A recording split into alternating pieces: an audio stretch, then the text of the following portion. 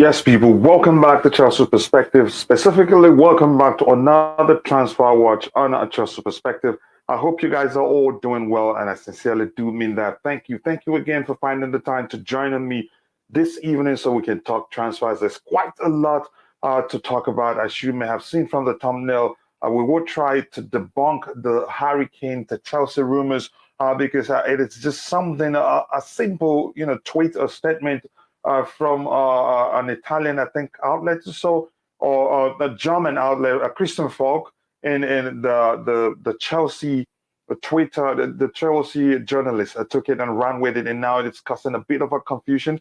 We'll talk about that. We'll talk about Kimpembe. We'll talk about Denzel Dumfries and the rumors that he's been, we're looking to sign him because the manager is looking at to move Rich James to RCB. I don't think that's the case.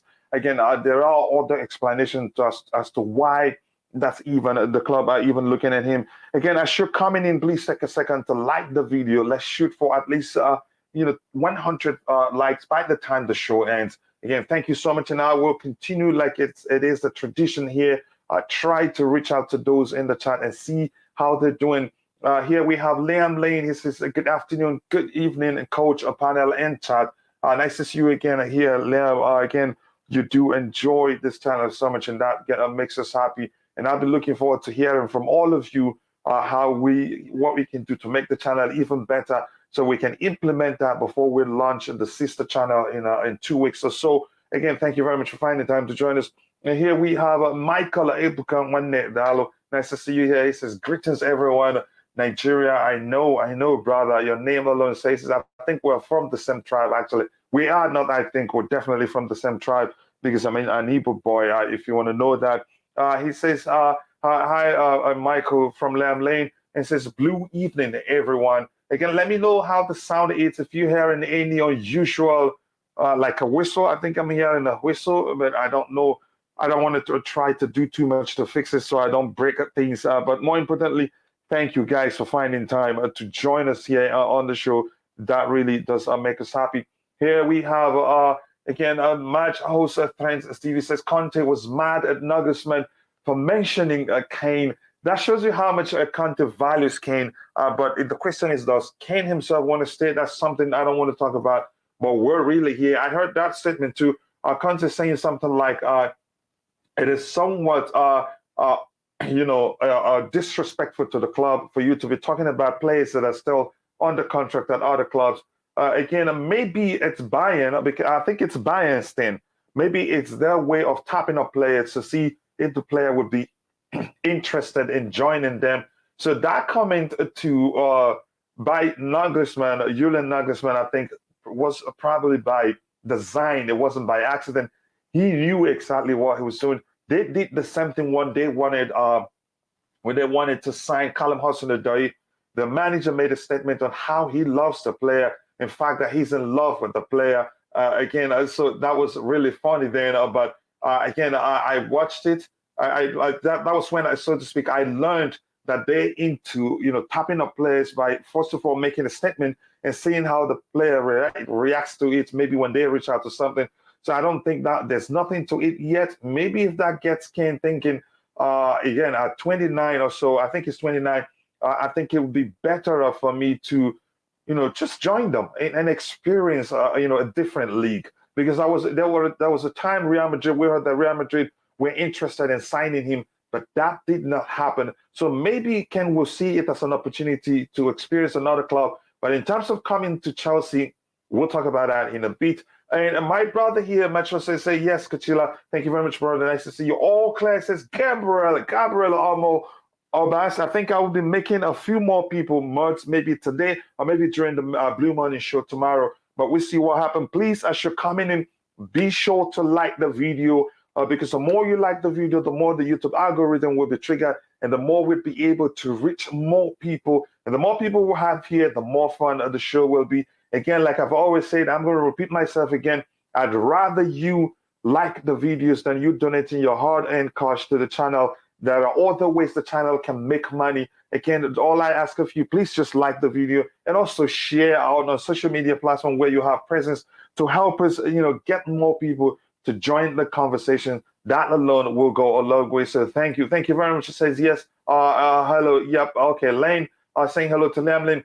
Big up Kachila. Good evening. I hope you're well, brother. Harry Kane would be a dream to happen, but Tottenham would do business with us. That's in fact the truth. But we want to break it down. This is our way. We like to talk about things we see out there, and it's our way of educating our followers, letting them know you don't just believe everything you see out there. Again, take your time to analyze the situation. And like I've always said, I think I've said that so many times, but I'm going to keep saying it because I want us, to be learn to process information. My advice has always been put everything you hear there into a single bucket, label them or call them rumors or speculations if you prefer. Then take your time to dissect the information, put two and two together, then you'll be able to come to sensible conclusions.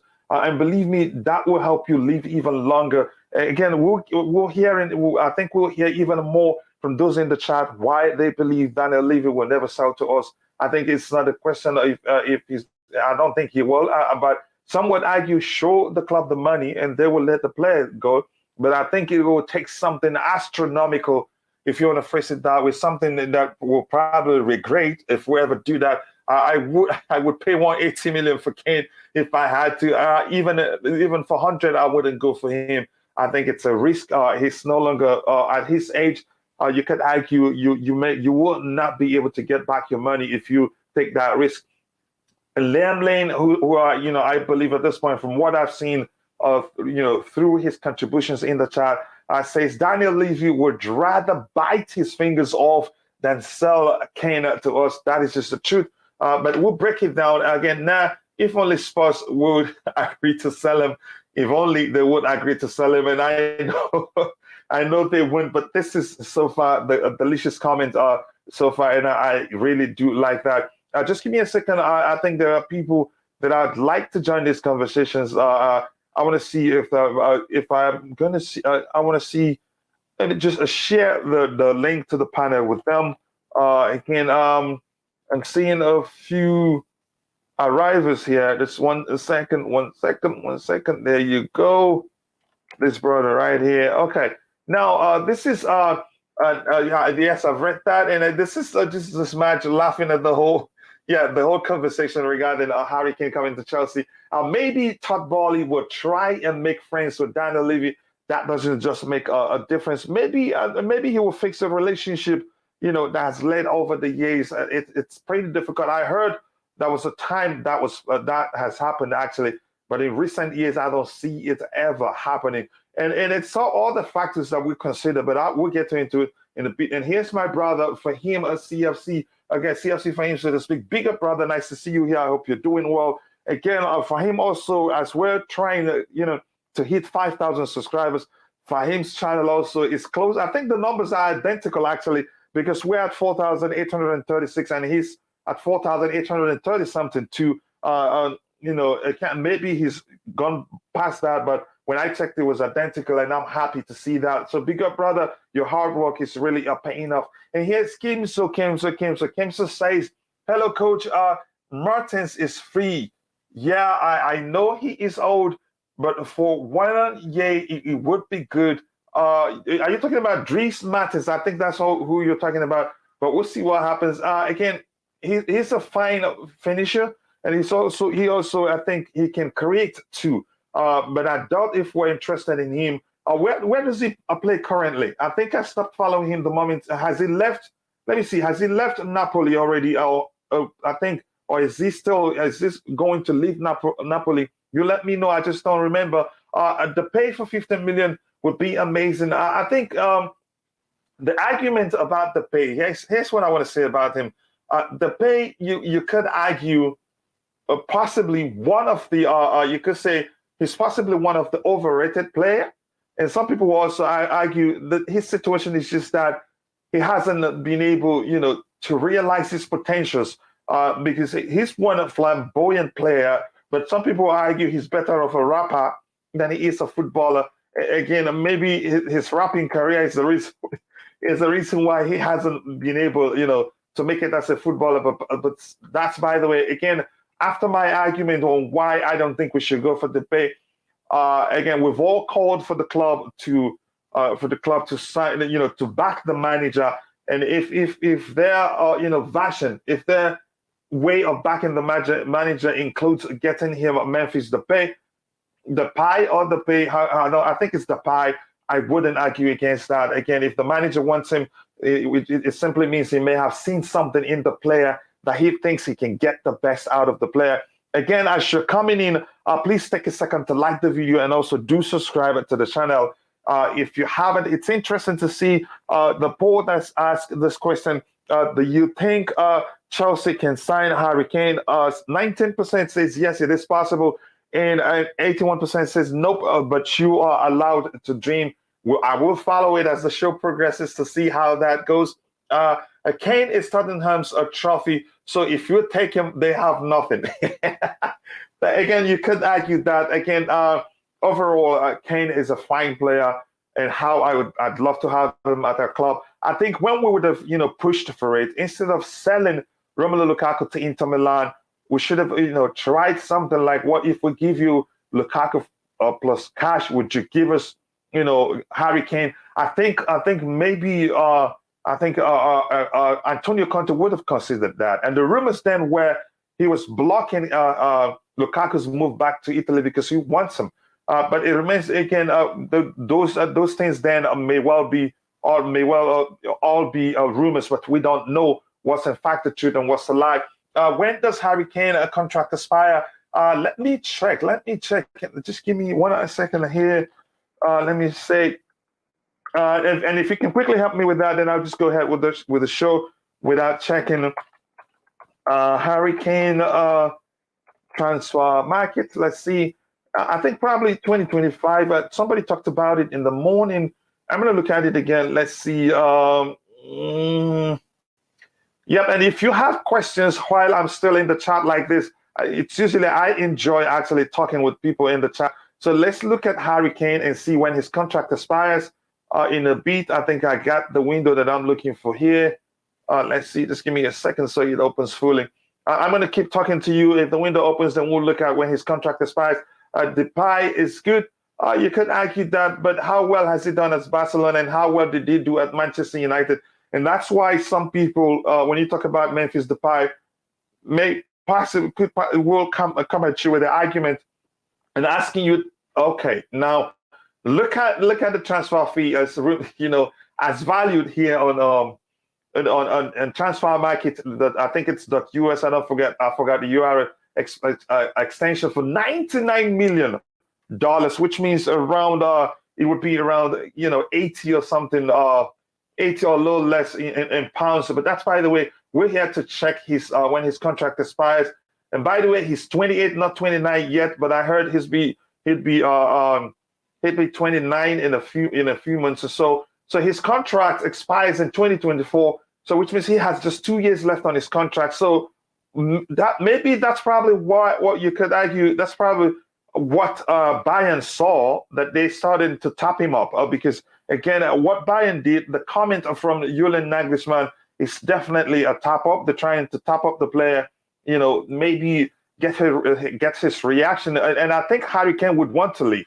That's definitely the truth. Yes, they have a Champions League, this coming season. But the truth remains, he'd see the possibility of winning Champions League more with Bayern, and he'd see it at Tottenham. Because the truth remains, Conte, as good as he is, as tactical as tactically good as many people believe he is, I think he's proven not to be, maybe you could say, unlucky in Europe, or maybe not just not good enough in Europe. You could argue that. But then again, Martins is a free agent. Napoli announced it. He won't extend. How old is he right now? Again, I think his pace. The pace is gone, most definitely. But what I like is his intelligence as a player. His ability, to finish and create goal scoring chances is something I like very well. We've heard the rumors Tottenham would rather sell to Bayern than Chelsea. That is simply the truth. But we get into it again. Martins not at his peak, but you need even though yes, we've had the argument that we're in a rebuild process. Here's the thing: it's important, even if that's the case, we need a balance between experience and youth. If you get all youth, then you have an issue. That's where the lack of, should I say, not longevity, you get the lack of maybe and not really endurance, patience in terms of managing games and all that. But with experience, you have players who've seen it all and are able to help you manage games and all that and win games overall. So I don't think it will be he will be a bad addition to the squad. The question remains whether we'll be able to give him enough money that he'd come to us, because he's good enough, and I think it's popular enough that the clubs from the MLS will be looking to see if they can secure his signature. Again, there are other clubs also who would be interested in signing him, but he's one experienced player I'd like us to go for. But that's, by the way, Harry Kane, Lewandowski replacement. Maybe that's what they're really looking for. And I guess, and like you agree, like you talked about, I think Tottenham and Daniel Levy, they probably would prefer selling him to a foreign club than a London rival such as Chelsea Football Club. Again, we don't have a good relationship with them. It wouldn't make sense to strengthen us, and I don't think Daniel Levy would do that. And again, I think they will sell him if Bayern push for him. He has just 2 years on his contract, and Levy, I think he's known to sell players if they don't want to stay. And if Kane pushes that much, I think he'd let him go, and he'd fear, selling him for less, or maybe losing him, on a free, because he has just 2 years left on his contract. Broja was in a first team training today at Cobham, which means he's recovered from the injury knock he sustained during the preseason tour in the US. Again, I hope to see him stay, and it's a good thing to see that Thomas Tuchel himself wants to see him stay. Again, some people, if you question my argument about Thomas Tuchel not known to utilize, out and out strikers, you could argue, even if Armando Broja is an out and out striker at his age, he's young, he's able, to play on the flanks, which means he has the capability into being, bred into a hybrid striker, which Thomas Tuchel prefers. But it says, do you think we will panic buy with strikers in this situation? I don't think so. I don't think so. I think with the availability of Armando Broja, I think the club can do without rushing in the market, going into a recognized name, especially if you're talking about a traditional striker, which I don't like. I don't think Thomas Tuchel would fancy doing. I think he'd rather, go for, a striker in the mold of Gabriel Jesus, which he wanted, but Jesus himself didn't want to come to us. And I think he'd rather go to a striker like Lautaro Martinez, which is a hybrid striker. And those are the type of players I'd say he would want to. I'd see Thomas Tuchel going for. But I don't think we'll panic buy. And those guys we talked about aren't available right now. So I think he'd make do with what he has in Broja and maybe mold him into a hybrid number 9. And I think that's very possible. If we did get Harry Kane, it will help Sterling thrive. You see the link up in England. Yeah, maybe that's why we're looking at that to see if it's going to happen. But I don't think it will happen. What's the money? It is, but not for 99 million. And this is my brother and friend, Chris CMC. Chris, nice to see you. It's been a minute, brother. I hope you're well. I haven't seen you, I think, 2 days now, but I hope you're doing. He says, hi, Coach. Crazy days here. So many potential outcomes. Will he be happy when we are actually, playing real games? I think he'll be. We'll see. I know you're talking about. Let me know if you're talking about Thomas Tuchel. I think things will be fine. I think he's just frustrated at the players he has available, the inability to execute his game plan, and they didn't show, you can say, derby mentality. I think that's the way I phrase it.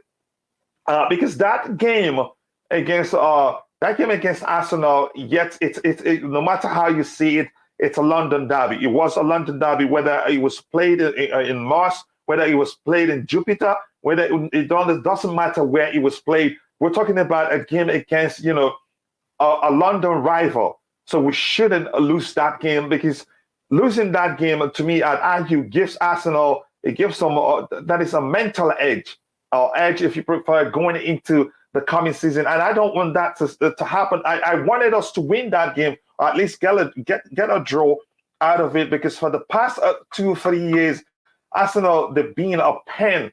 They've been a serious pain, a pain on the neck or in the neck for us, because every time, even if you see us winning games after games, we win like 10 million games in a row. But for the 101 game, even Arsenal, who's been losing games, who's lost 1 million games in a row, and then the 100th game, if it is Chelsea Football Club, be rest assured you'd see them at their best. It just, to them, every time they play Chelsea, it just seems as if they're playing a cup final.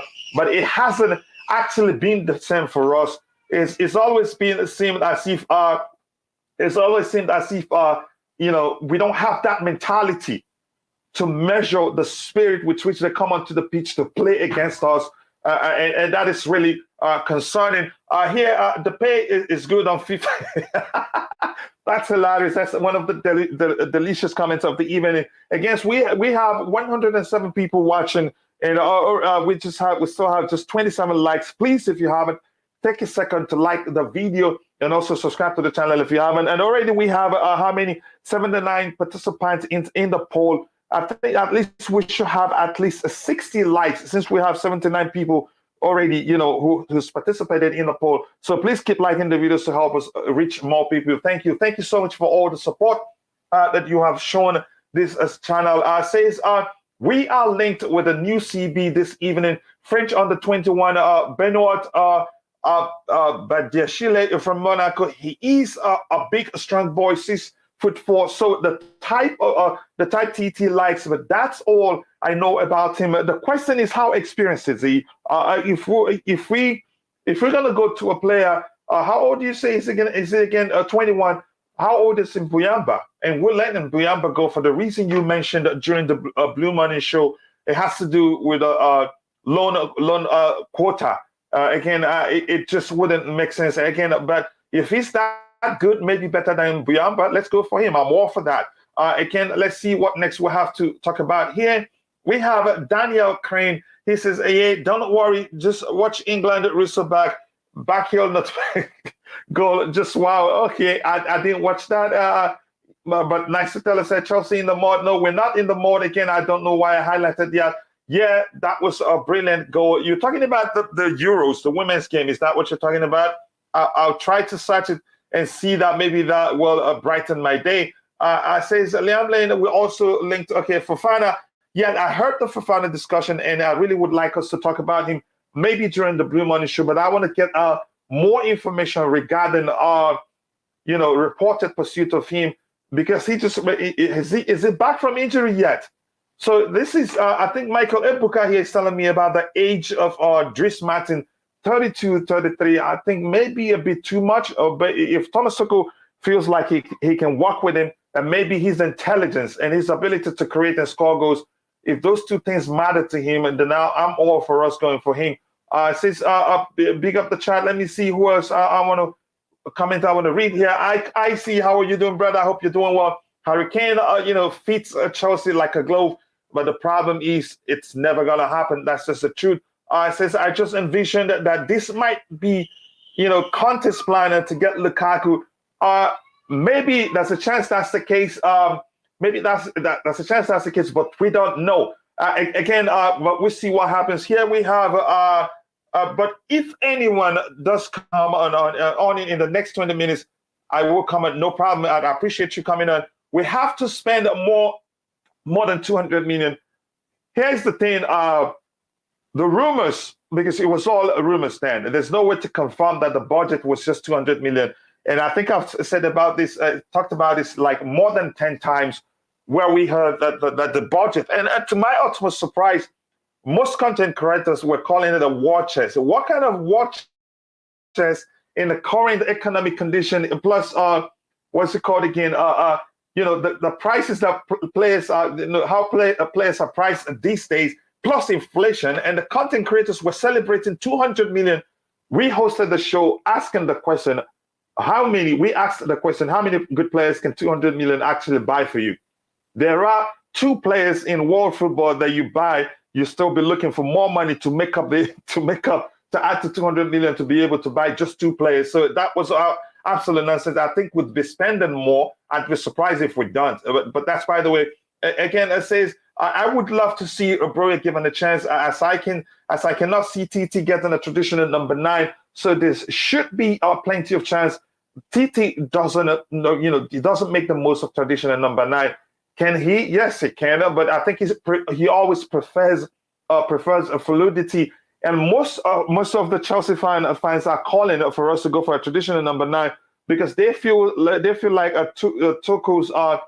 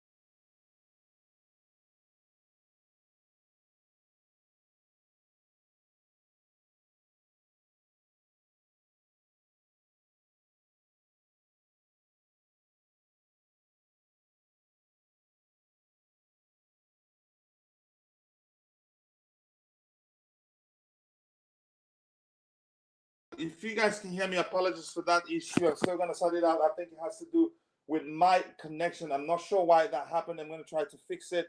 But we move again. It's not going to stop us this evening. We're out of. We're going to have a brilliant show after all. And if you're still listening, please, we have 73 people watching, and we have just 33 likes. If you haven't, please take a second to like the video and also do subscribe to the channel if you haven't. I think the problem is that the connection. I connected to the wrong. I connected to the wrong. I was using the wrong connection, but I think we're fine now. Let's see. Let me quickly share the screen again. I sincerely do apologize for that. These things happened.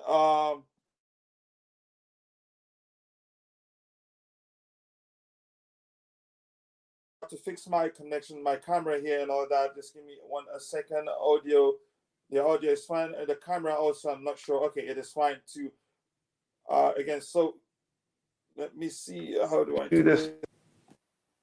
Yes, thank you very much, guys. I appreciate your patience. I think we're good to go. Again, where did I stop? I'm not sure. Again, I apologize. Let me see here. Again, it says Chelsea have a chance of signing Kane when I have given him better to my staff. That's hilarious. Yeah, I get that. Chelsea chasing Kane.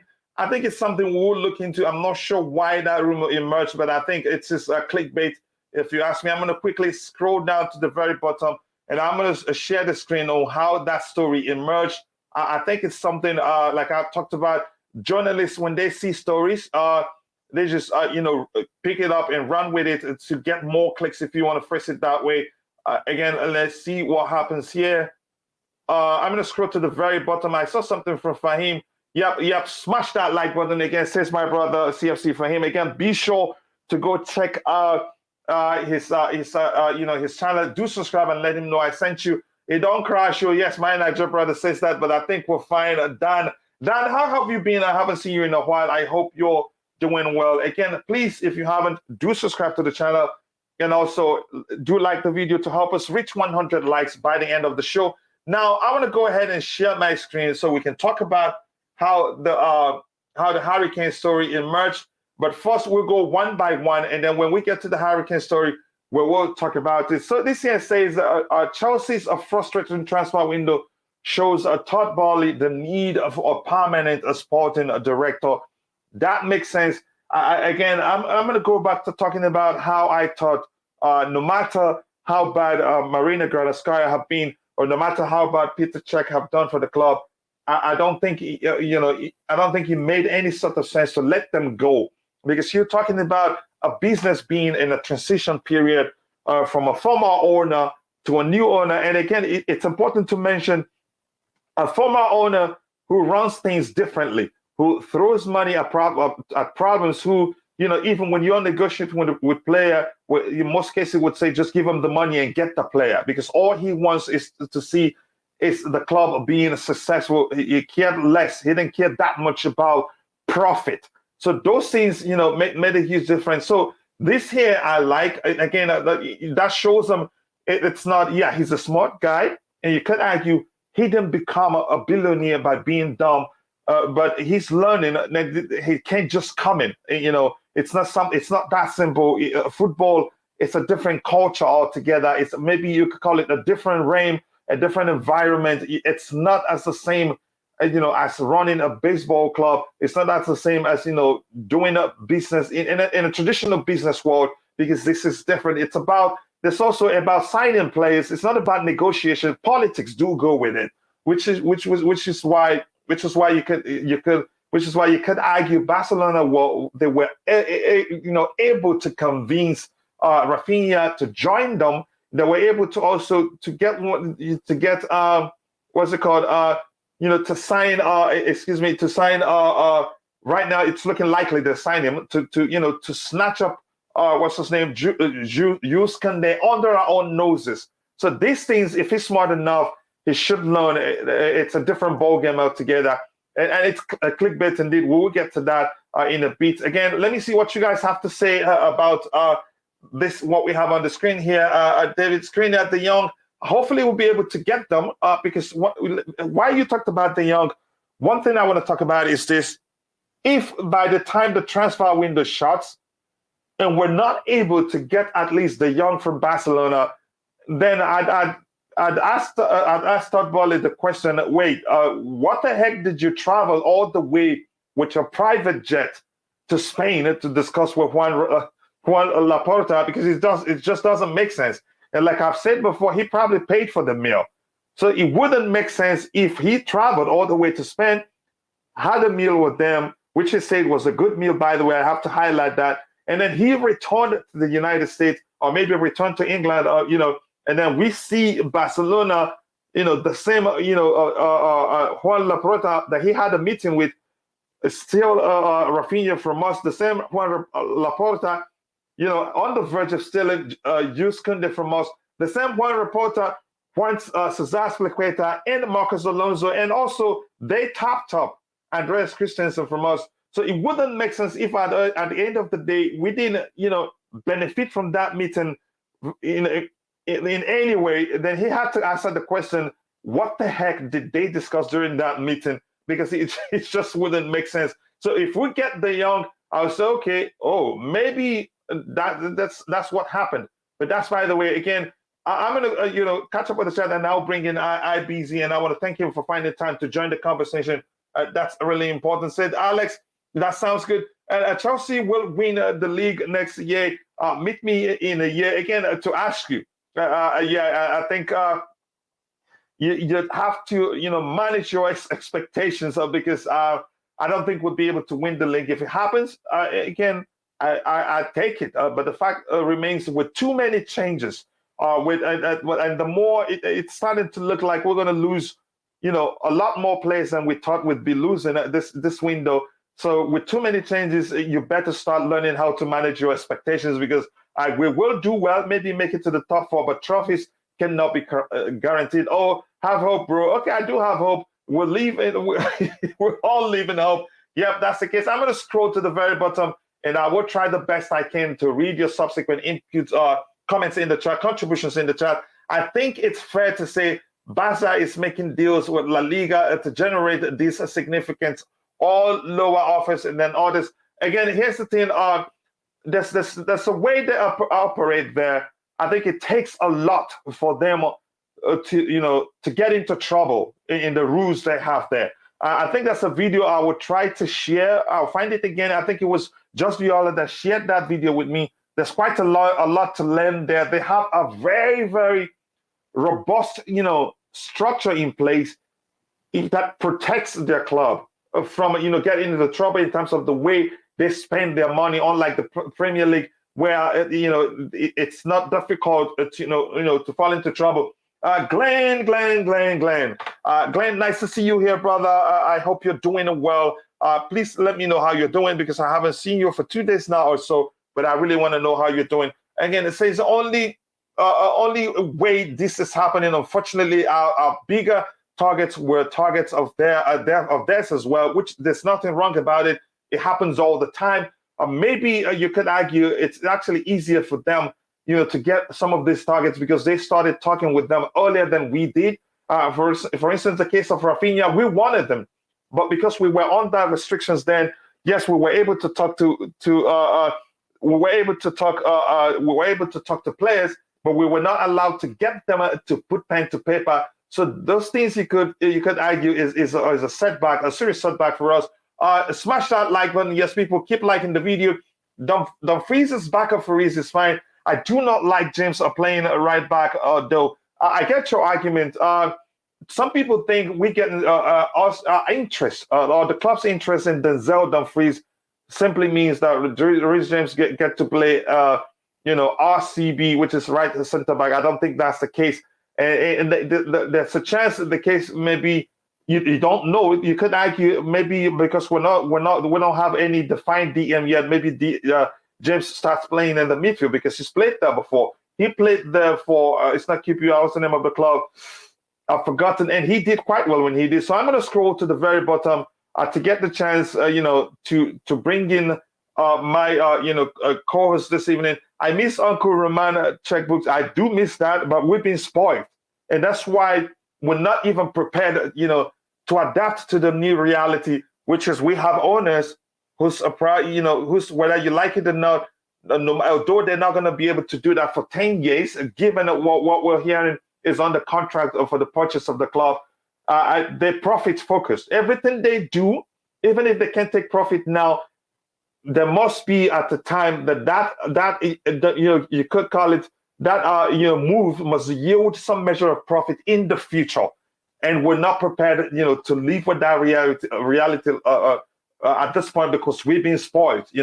I heard if the Super League campaign isn't successful, Barca are screwed. That may well be the case. I heard that too. I miss Uncle Roman, but maybe there's a chance that was why Todd Bowley traveled to Spain to talk about, but we don't know.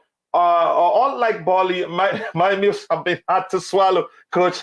I've been pretty salty for the last few days. Yeah, I get that. I understand. Skriniar, David again.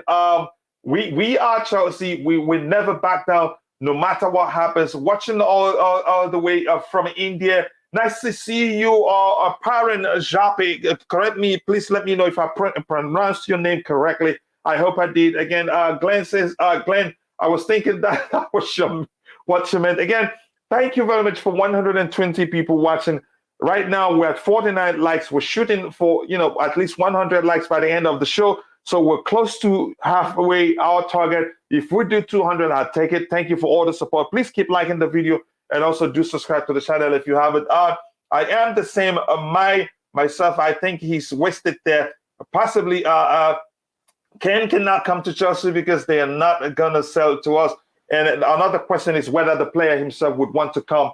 But that's, by the way, I have A. Suleiman. He says, good evening, people. Good evening to you too, A. Suleiman. I haven't seen you in a while, and I do hope you're doing well. My brother, IBZ, let me know if you're back.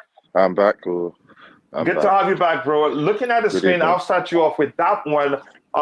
Your thoughts on, I think you've like a lot of times talked about the importance of getting in specialized personnel, if you want to phrase it that way, like a DOF, a director of football, and that. Your thoughts? I think this highlights everything you've screamed about on this show on several occasions.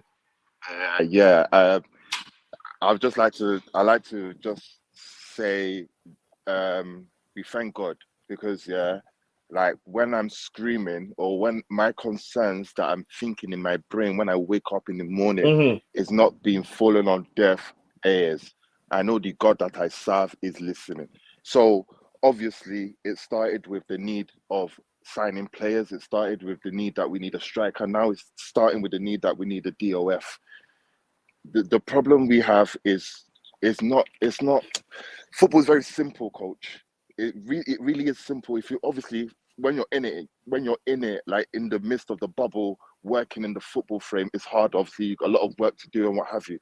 But from the outside, looking at it from a pan view, and you're not in the washing machine, it's very simple. When you have the structure in place, things are easy, and it starts from the top. We've seen it with our rivals in Arsenal and in Tottenham and in Manchester United in recent years, how they have fallen because of these things not in place and how they have capitulated in their standings. And now it is falling on our shoulders now. So what we have to do now is accept our fate and move on. If we support Chelsea, see, Chelsea's bigger than Todd Bowley. Anything can happen tomorrow. Chelsea's bigger than Thomas Tuchel, and it's bigger than the squad players that we have coming for us. So what we have to do is accept where we are and understand that we are in the transition. So the mindset is not, oh, we need to be challenging for this, I need to be challenging for that. No, because you're accustomed to that because you've been spoiled. We've been spoiled by Roman Abramovich. And if you've been there before Roman Abramovich, you know that that weren't really the case. So now we're not back to square one because we've been put on a pedestal where we'll be able to compete. But in the climate that we are in now, in compared to our rivals, we are not going to be there. And it's a bitter pill to swallow because we're not accustomed to that. Like, hell, we're not even accustomed to this type of transfer window. A transfer window where we're losing out on targets. That's never, like, I don't think majority of the Chelsea fan base ain't really seen that. So we have to accept our fate, accept this is the situation we're in, and then we have to support the club moving forward. Yes, we need to have our needs, yeah, because we are the consumers, we are the fans, we are the fan base, we are the club. So yes, we'll have our concerns. We'll have the things that we need to highlight that we will need. But in terms of the expectations we'll give these players, knowing that it's not the quality that we would want in comparison to our rivals, I'm sorry that we're going to have to be very realistic with our approach. And it won't stop until we get the right people in place that's going to direct the club to where it needs to be it in Todd Bowley's vision and or Thomas Tuchel's vision combined, you know, and a strict director of football that football experience is top of the tier. This ain't the banking sector. This ain't the stock exchange. This ain't a law firm. This is football, sports, football, and it's very, very you need knowledge on it.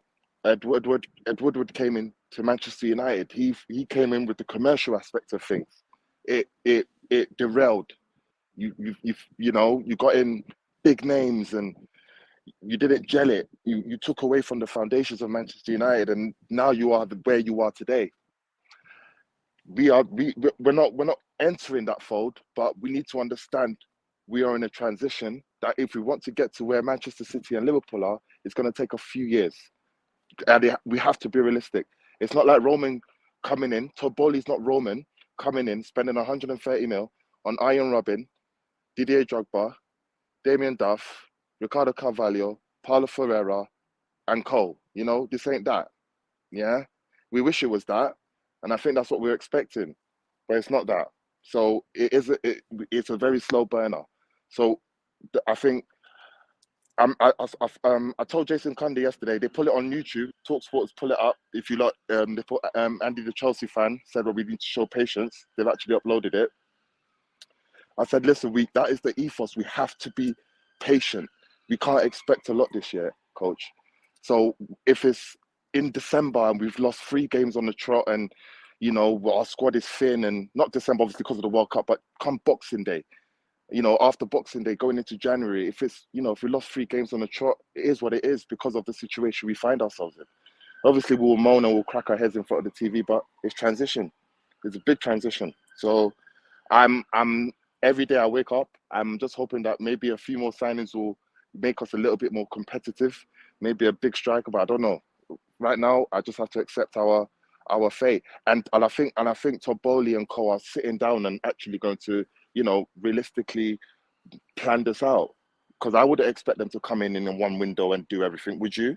Would you expect them to spend 200, 300 million right now and shake the room without a director of football, without a sporting director? It's impossible. Can't do it. So we just thank God for where we are and we hope for the best.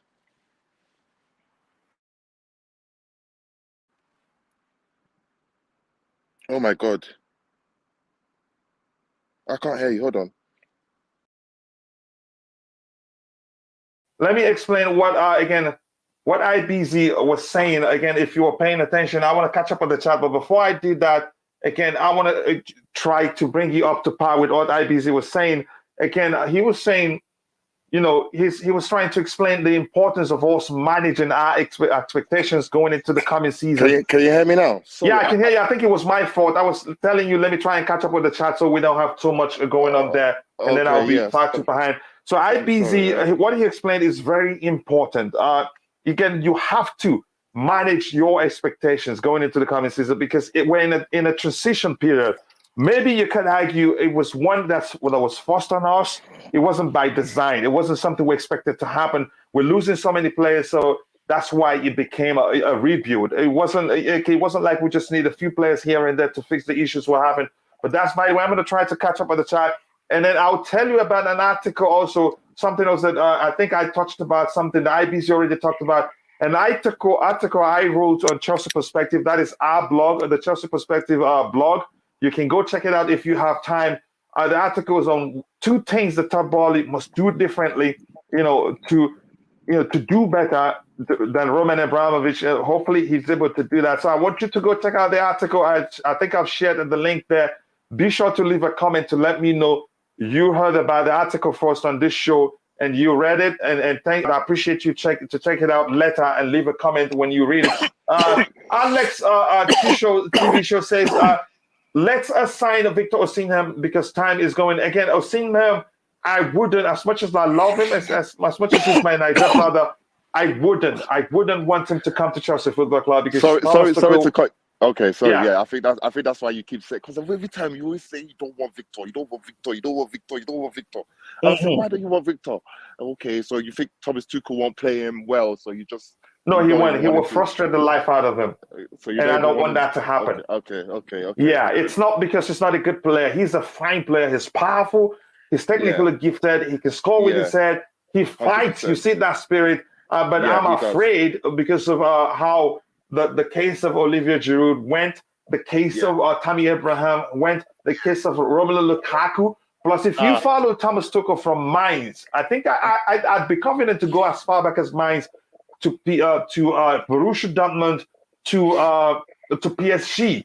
Even when he has the traditional strikers available to him, he doesn't use them that much. A prime example would be PSG. Look at he had Edison Cavani and he had Mauro Icardi, but he didn't use them that much. And you could argue that was why Cavani had to leave, even though it was under his tenure, under his reign at PSG, that they signed Mauro Icardi from Inter Milan. He frustrated him too. So I wouldn't say that's probably why. That's probably why Armando Broja is really pushing to leave the club because they know those things, and his agent probably and his family probably have seen that Thomas Tuchel.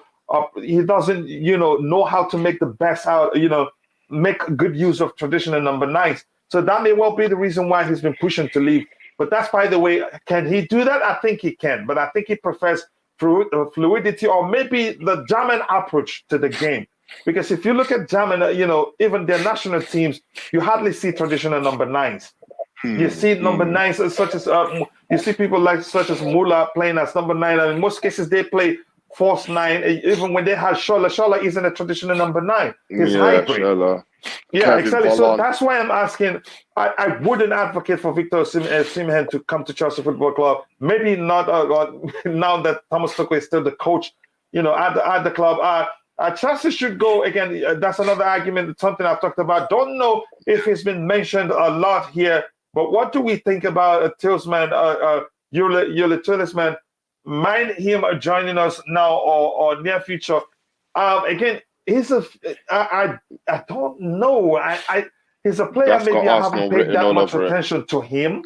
I That's don't got know Arsenal written all if over I it. understand.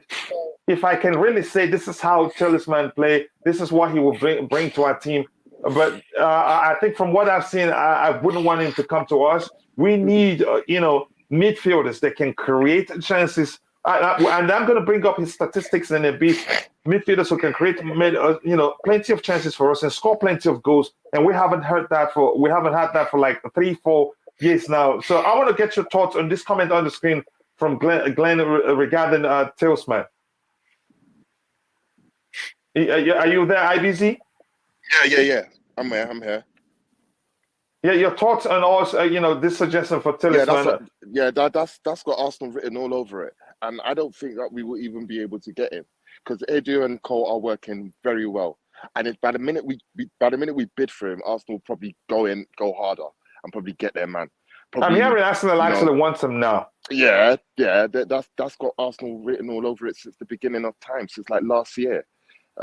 They've been looking at Tielemans, and he's been obviously his contract situation has been, talked about and what have you. And obviously, it doesn't look like he's signing a new deal. So it looks like Arsenal are trying to push that for this window. But do you want him? Do you want him really? If you want him, how do you think he fits into our team? Yuri Tielemans fits in. He's a good ball progressor, and he's got a good shot on him when he finds his space. He's in the midfield. I'm gonna bring up his statistics. By the way, go ahead. I think he's similar in midfield.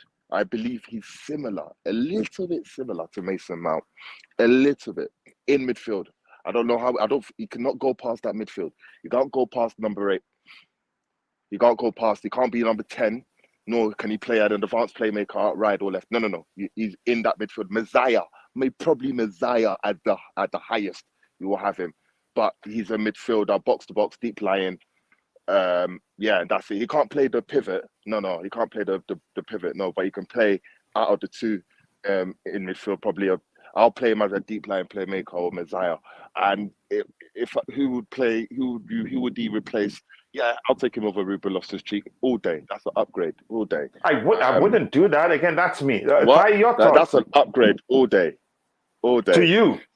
All day. What? Tielemans to Loftus-Cheek? Come on, Ty. No, again, that's me. Come on, my bro. That's me. Ty, come in, bro. How are you doing, bro? We disconnected when we were having a good conversation in the morning. I hope everything is okay. Yeah. Oh, okay. Go ahead, bro. Your thoughts on Tielemans. Sorry? I was saying that I had lost electricity. That's why. Oh, okay. Yeah. In terms of Tielemans, I mean, I'm pretty sure that Chelsea know firsthand that he has a good shot on him, and I mean, he's a player that in the offensive side he can add a lot of value.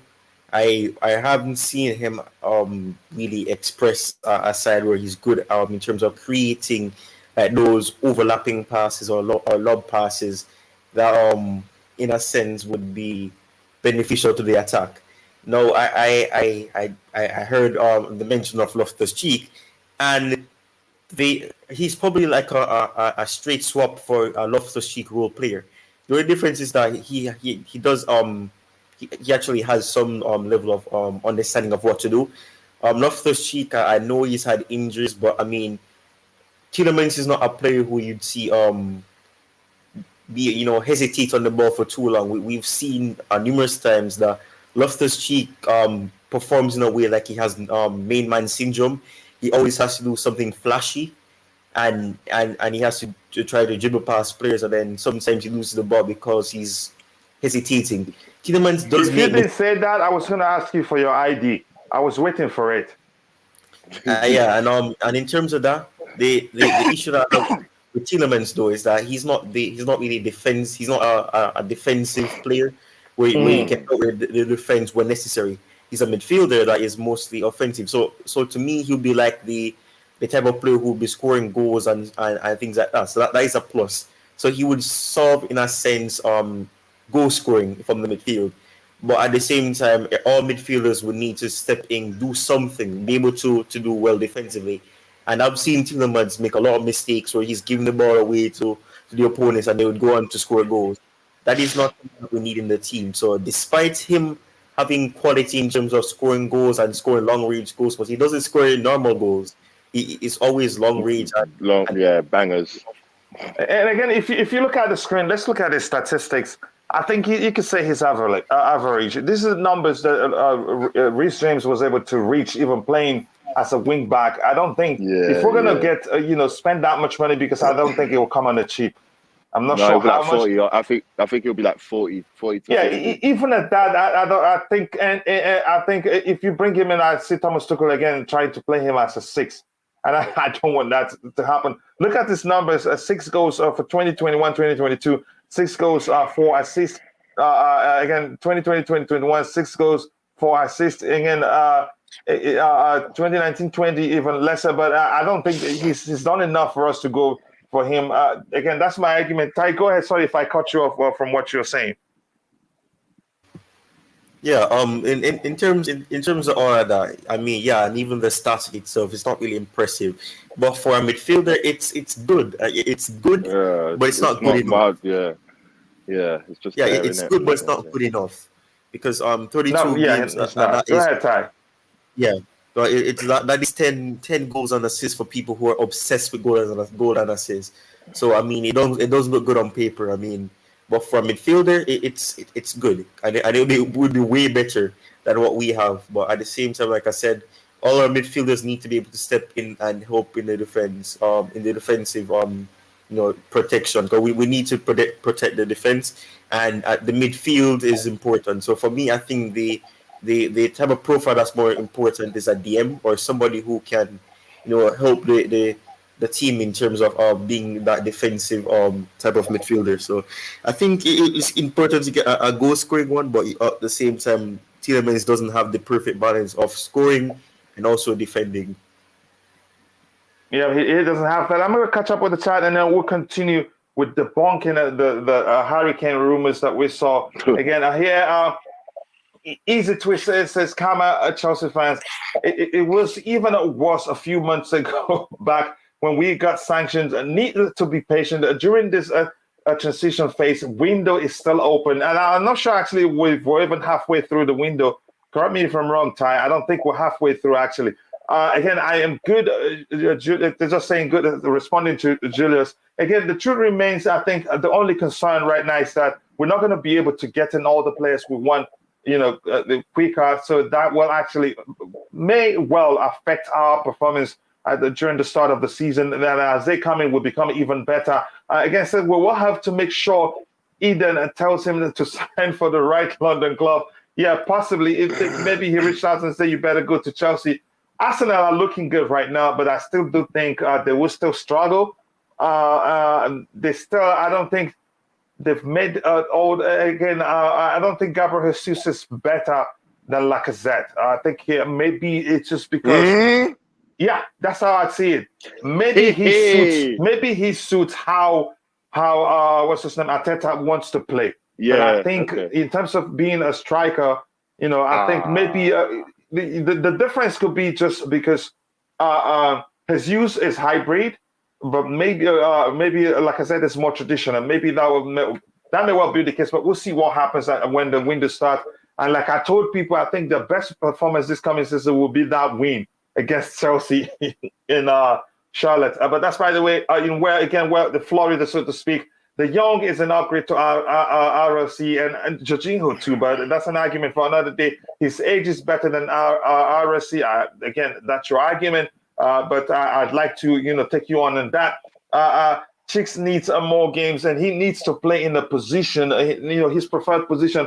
It doesn't have to be as a number, as a number 8, but you remember that day he played on the flanks when we thought he was traditionally playing as a right wing back man, but his primary role was actually to support the midfield, and he executed that role very well, and I loved it. The closer he is to the final third, I think the more damage he can do to the opposition. He's that good. He can finish. He can create chances. But playing him as a 6 when he can't even read the game quite well is something I don't understand. on this day, RSC is a scary player, height and strength on his day, so to speak. Can dribble, has a shot. A shame it's not a consistent. Again, where has he? The only place he hasn't played for Thomas Tuchel is just between the sticks. But that's my argument. And Glenn, yeah, I agree. But that's the massive problem, though. The consistency, lack of consistency, isn't down to him, if you ask me. Play the guy closer to the final third, and let's see what he can do. We need a good creative midfielder. We need that. And to our surprise, maybe we're not just aware of who the players that all the players that the club are currently looking at. I think that's the case because you can't just tell me we're just busy looking at only defenders. But we'll see what happens again. 134 people watching, and we have 66 likes. Please keep liking the video. Help us reach 100 by the time we get to 1 hour 15 minutes into the show. I'd really appreciate that. So let's go ahead with this discussion right here. And I want to forget about these statistics here. Tillemans stats. We've looked at it. Let's get to this one. It says Timo Werner could really leave Chelsea this summer. He's one of the names on Juventus list alongside Max Allegri's a priority, Alvaro Morata for the role of backup striker, and which this shows that Allegri understands. Again, maybe he understands the kind of role. Maybe he's his backup striker, not really second striker. Maybe he understands he would do well in Italy and Germany. But he will never be. We will never see a consistent performance from him in the Premier League, given that most teams defend deep and Timo operates with space. And he says Werner was already, discussed during negotiations for the late. I think this part, I don't think it's true, because what we heard later on when Chelsea didn't go in for the late was that we didn't even discuss him with the club, but I'm not sure. But that's, by the way, what this shows overall is that I think the signings will not end. We will not just be defenders. I think we'll be signing a lot more players than we thought would be signing because Timo cannot leave without us getting a replacement. I want to get your thoughts, Ty. Can I just say that may God have mercy on Allegri? Why did you say those that? two targets, Alvaro Morata and Timo Werner. May God have. But Morata did well under him. Not good enough. But I guess I get that point. But Werner, those two are not the most clinical strikers in the world, so I'm not really sure about that. But and the most emotional, the two of them. Well, one is the opposite of the other. Morata was more arrogant and thought he was all that, and when he came to Chelsea, he didn't prove himself. It's just scored a couple of goals. Anyways, may God have mercy on Allegri. Go ahead. Because he was two of them. One of them, the two players are not clinical enough. But I mean, if he wants him, then that's fantastic. But I mean, if they're saying the number one name is Alvaro Morata, that sounds horrible. It really does. And then the next player is Werner. That's gonna be madness. It's gonna be madness. They could probably combine and score a lot of goals, and then in the latter stage you hear that it's offside. So I mean, if he wants him, that's fantastic. They take him over hands for a while. But for me, I would really prefer if he left on a permanent. But right now, I'll take whatever is possible. And the more I'm happy that there are reportedly more clubs interested. Newcastle is interested, Juventus is, and RB Leipzig. I would prefer to sell him permanently, but I mean, if the club that comes in for him with the most need, or if they come in and they show that they have the most desire to get him, or probably desire is probably not the best word to use, but the one that would ideally want him the most. In that sense, I would gift him to them. But I guess in a sense, I'm not really sure about the choice. But I mean, we're hearing that the Lit was being offered, and then at the same time we're hearing that there was no negotiation with the clubs in a serious manner compared to the likes of or Del Koulibaly or in some cases. Well, I don't know about Koundé because we're hearing that we didn't even make a bid, so I don't know. But I mean, if Werner can go there and do well, which I think it probably could benefit him, because he's quick, and I mean, there's a lot of teams that that he could probably score against, and also. Yeah, go ahead, Ty. And also there's a likelihood that he can score a goal because and this is not me taking a dig at Syria, but a lot of their defenders are not really impressive. They make it quite easy for players to score goals. They don't try hard enough in sense to tackle them, and if they do tackle them, they jog them or something. So I think in that sense, maybe if he goes there, he could do good. But I would love for us to add an obligation to buy, an option to buy, to probably have more assurance, because it would not be the most ideal thing where he comes back and then we struggle to get him. So to get him back offloaded.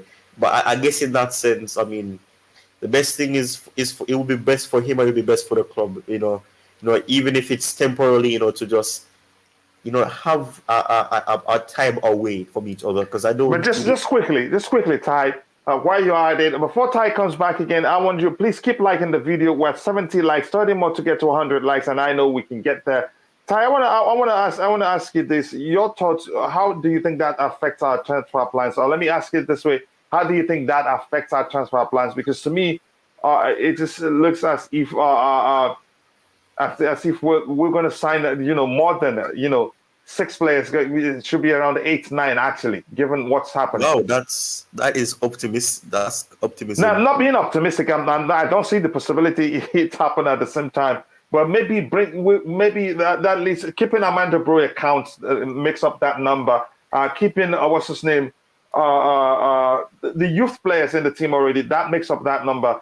But I think that feels like. But for Timo Werner leaving specifically, I think we're going to bring in another player to replace him, because you could say Broya makes up the number that covers the space that Lukaku left. But Timo Werner, I don't think would sell him without bringing in another player.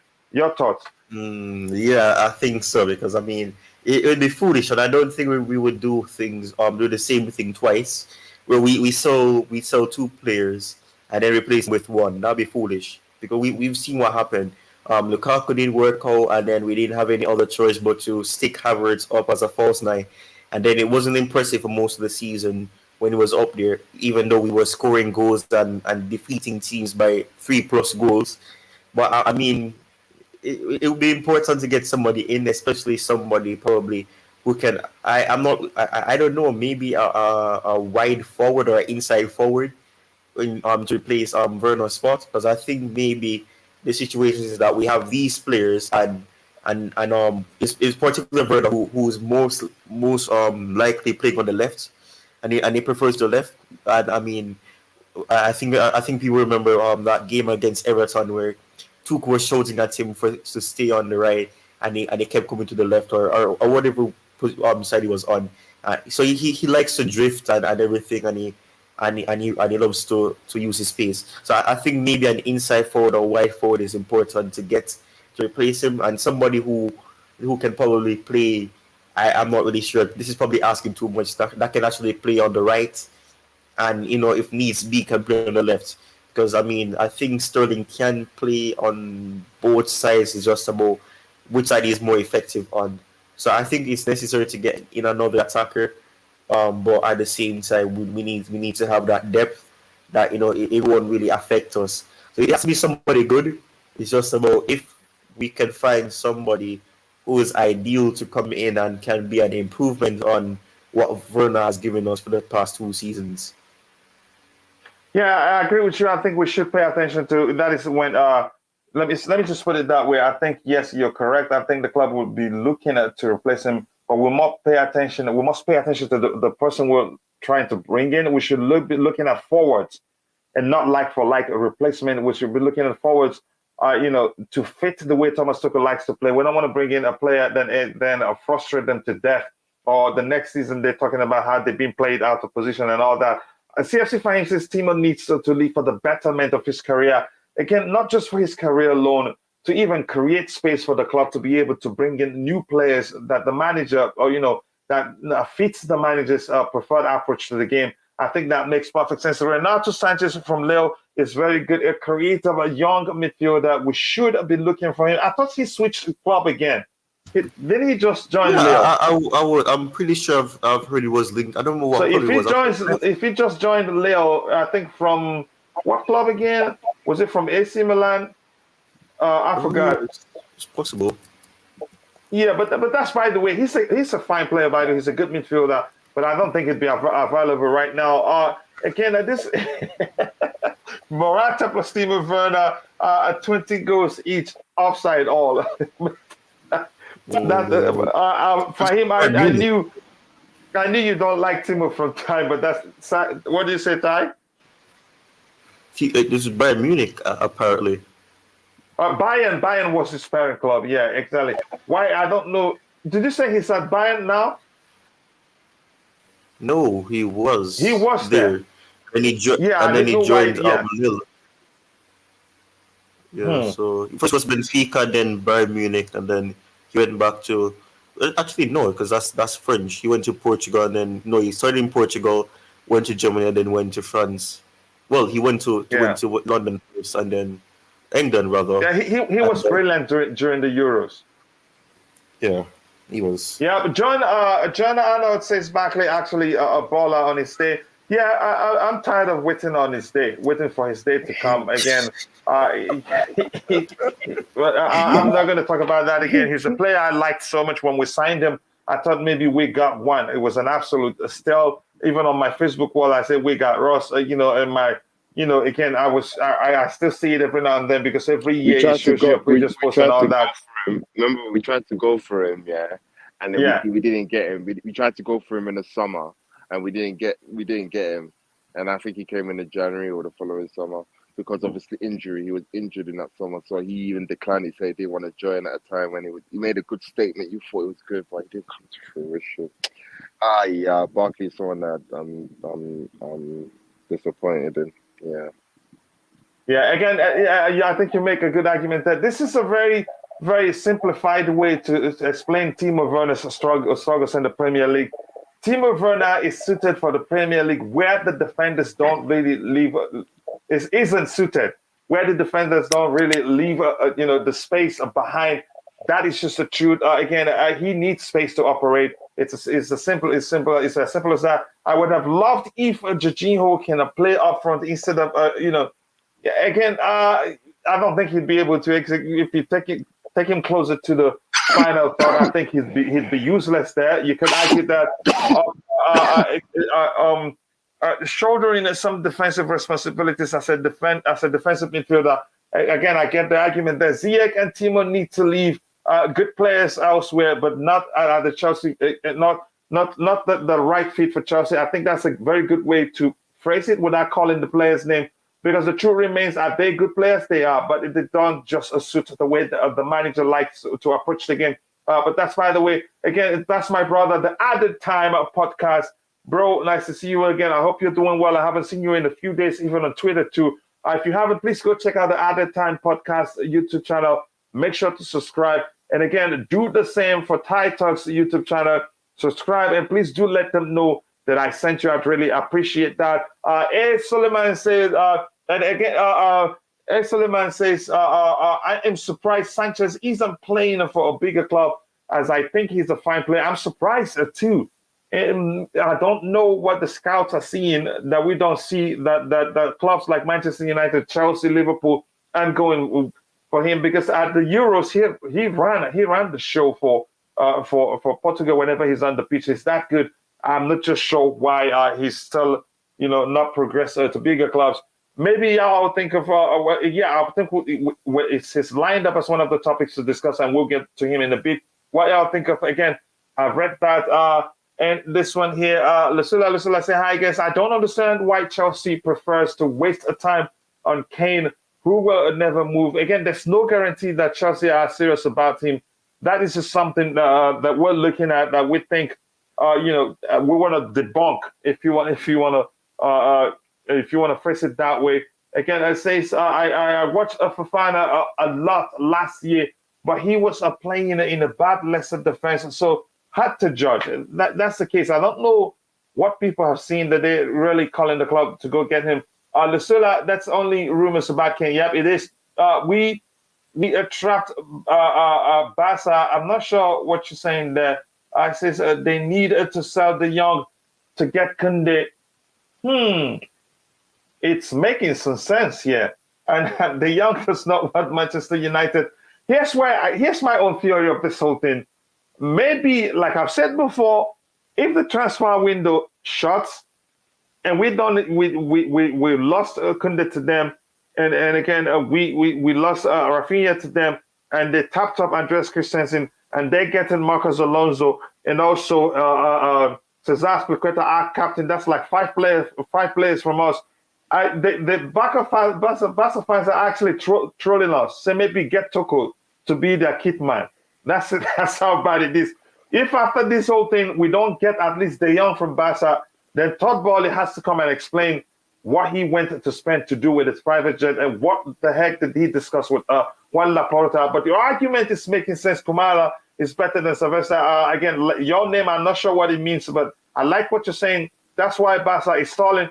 That may well be the case. Again, they needed to sell a player for that much. That's why, and that's why they haven't made an offer yet. They haven't actually. All we're hearing is talk. They're talking with them. Ursula Lane again. Leon Lane even releasing such a rumor intended to waste Chelsea's time. Again, it's our job to educate the fans. It's absolute nonsense. Okay, let me come here so we'll talk about what we have to talk about there. And again, we've addressed this one. And this one here, Juventus and Chelsea are in contact for the loan of Timo Werner. Again, like Ty said before, if we're loaning them to them, let's not let any Italian team play us again. Let it be with an obligation to buy. I hate that, with an option to buy. I think it's a risk. The club may well just use the player how they want and send them back. But with an obligation to buy, they'd be forced. They'd be forced. Again, there's something I saw. I think we should talk about it because Liam Lane allotted me to that. I'll bring it up on the screen. So if we're going to loan him to them, it should be with an obligation to buy because we don't want them to use up the player and then send him back to us like Italian teams have proved to do. Look at how AC Milan wasted Bakayoko now, and probably they'll be looking to get him on the cheap, but I don't think they're interested. I don't know, but whatever happens, because they're not obliged to buy, they didn't care whether he plays or not. That's just the thing, my thing here. And in Italian clubs, they can be very, very corny in terms of business like that. Barca does not have money to buy Kunde. I think if Chelsea cannot get Kunde, they should give Azpilicueta 2 more years at the bridge. The question remains, would the player, would he want to stay? It's a World Cup year, and he wants to get to play. And another question is, even if he goes to Barca and they're able to get Kunde, he's not going to be starting over Kunde. That's just the truth, because the truth remains, as much as I like him as a defender, he's not the most technically gifted. As much as I like him for his leadership skills and all that, his professionalism, he's not the most technically gifted. I'm still going to say that. Chelsea News, again, you're here. Listen, and welcome. Guts will, what do you mean we cannot get Kunde? Again, we'll talk about that later. I say so, but it's whether, again, I'm going to move on from that. So let's look at what we have here. Kepa Arrizabalaga that remains in pole position to become Napoli's new goalkeeper. But if Chelsea take too long to agree a loan fee, the Italian club would have to look elsewhere. Again, my concern is not even how long that discussion is taking. The question is, if he goes, who's going to become our second choice goalkeeper? Again, Mendy already has shown. Again, I'm sorry to phrase it that way. You can't trust him all the time to do the right thing. So, IBC, I want to get your thoughts on this now. Let's just stay. Let's just not read everything here. Let's stop with that Napoli. That the fact they're in pole position to get him, whether on loan, whether on a permanent deal. That adds to how many players we have to get this window. Which the question is, again, it doesn't look like we're looking at any goalkeeper. What are we going to do if he leaves? Or should we, if anything happens, Bettinelli is the next available choice. And to me, I don't trust him. So I want to get your thought, IBZ. He deserves it, man. He's been if he wants to get if he's gonna be guaranteed regular football, then he deserves his move to get regular football and be a goalkeeper, a number one goalkeeper. For the deal, if it's, even if it's a loan or what have you, I don't. The player deserves it at least, man. How long can he be a backup or cut goalkeeper or emergency backup or impact sub? You know, these guys are want to play football. World Cup is coming, you know, so I'll give him a blessing. You know, it's what 2018. So he's had his fair share of the color blue. So go away and make most of your time there. Bettinelli will be a decent backup, in my opinion, given his standing in the dressing room. It seems to me that he's quite a vocal person in the dressing room, at least. So having him there to understand his role, obviously he's not as quality as Mendy, but I'm sure that he will be able to, you know, step up and now be in contention to be called upon whenever at any given time. It could happen at any time. Mendy can get injured for 4 months, 5 months, and you will be the goalkeeper for half a season or so, or full season. So he will need to step up. So I'm for it. I'm for it, to be honest. Yeah. Yeah, it's for me. Before I go to Ty, here's my argument. I want him to leave. He's a good goalkeeper, actually. If you remember on the Sarri, he showed how good he can be because Sarri trusted him with the ball on the feet. With even he stopped. It's especially when he arrived, newly arrived to Chelsea. He was able to stop, balls of long range shots that people argue he can't stop, even at the 90th angles of the goalpost because then they were trying, given his price tag, to think he'd be under pressure. He wasn't. He showed great confidence. And I think Thomas Tuchel, I don't like the way he's handled the selection of the goalkeeping. No, that is how he's handled the selection of the goalkeepers we have. I think you could argue he made it seem as if he made Edouard Mendy feel like he's a god, whereas he made Kepa Arrizabalaga feel like he's not needed. And to me, that's not okay. What happens when you need them? What happens when during the next AFCON, Mendy leaves for AFCON, who got the sticks for you? Because listen, before I started seeing those things that were happening, that I started sensing Thomas Tuchel doesn't trust them. What happened was Mendy left for AFCON. We had Kepa Arrizabalaga, and believe me, I love Mendy, and I want him to remain our number one. But he's not perfect. Both goalkeepers, they differ. There's something you could argue clearly Kepa does better than him, which is his abilities on the ball. And then there's some other stuff that you could argue Mendy does better than Kepa Arrizabalaga. But when Mendy left for AFCON, Kepa was the person that stood between the stick for us until his return. And he was immaculate. He didn't put a foot wrong.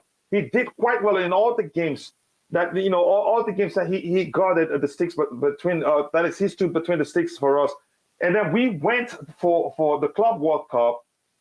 He was the reason we made it to the final in the first place. His brilliance.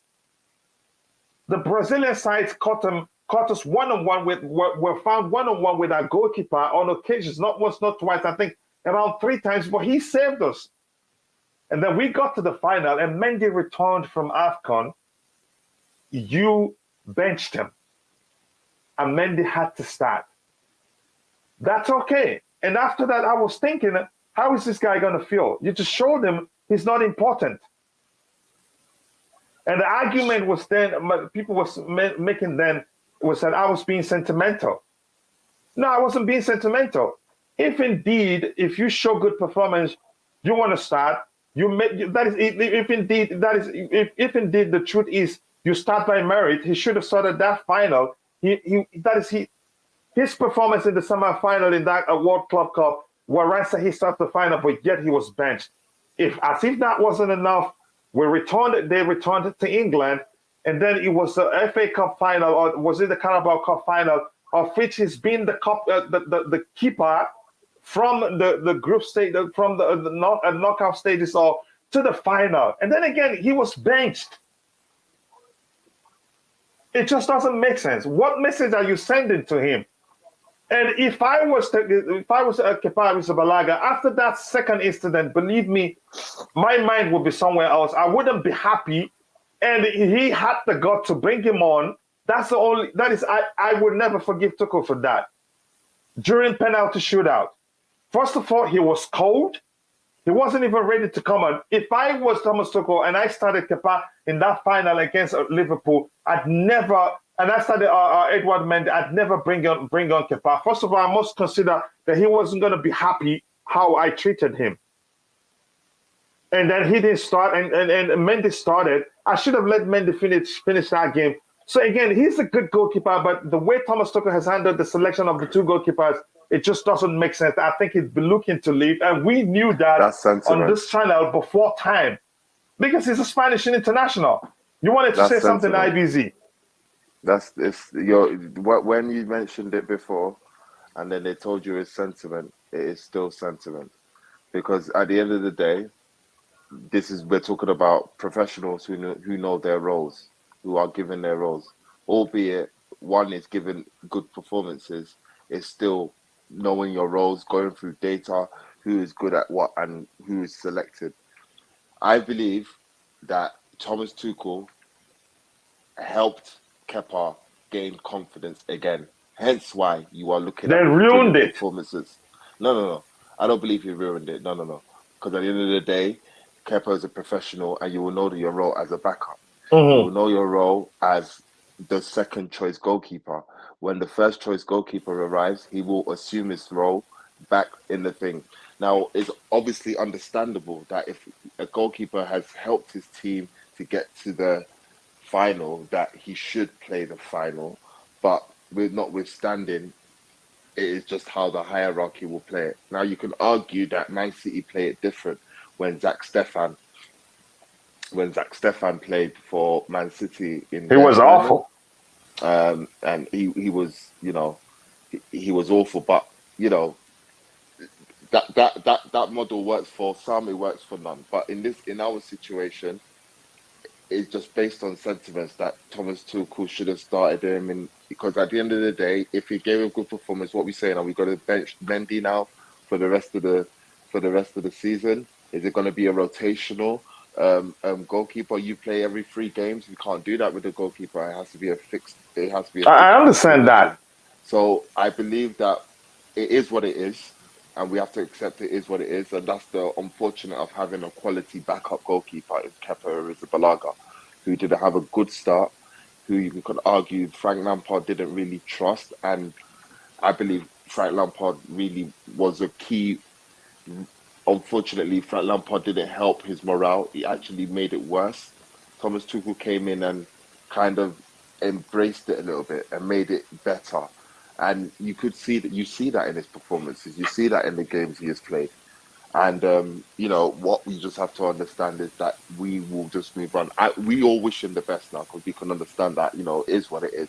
I think he's a good man. He's a good goalkeeper. And if he goes to Italy, I think he will absolutely smash it. And I hope he does smash it. And it is what it is. Kepa's a good guy, and he's even though what he did against Sarri is, I've never seen anything like that in my whole lifetime watching football. But still, it just showed his belief in his own self, and that is commendable. So I wish him the best. Honestly, I hope you do too. I hope. I'm going to come to Ty to let me know his opinion on Kepa leaving the club, because I think Ty was was part of one of the shows where we talked about why Kepa will leave, and again the treatment of Thomas Tuchel, or how he handled the selection of both the goalkeepers. And also, I want to touch quickly. There was a time I argued that Mendy averages at least 1 mistake per game, and it hasn't actually stopped. He averages 1 mistake per game, and most of his mistakes has actually have actually, led to goals, but that's by the way. Hello, Choma Mandalo. Nice to see you here. I hope you're doing well. I says on Kunde, on Godmark. Okay, we'll see. A lot of players are leaving. I am worried the squad will be very thin. That's something we should be worried about. I'm going to highlight this so we can actually talk about that later. And that's my brother, CFC for him. Again, go check out his channel. It looks like his channel and Chelsea Perspective, they were growing in identical speed. And that's fun to see because he deserves it. And I believe all of us here on Chelsea Perspective, the panelists and those in the chat, deserves it. Go check out his channel. Be sure to subscribe and let him know I sent you. And also check out the CFC, TyTalkzCFC YouTube channel.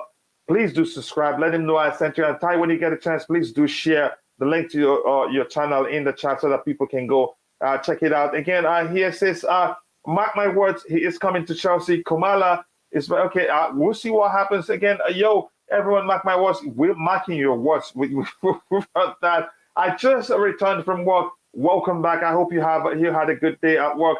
Any good news? Not yet, except that during the Blue Morning Show, we talked about how Todd Boehly is going around hosting dinners.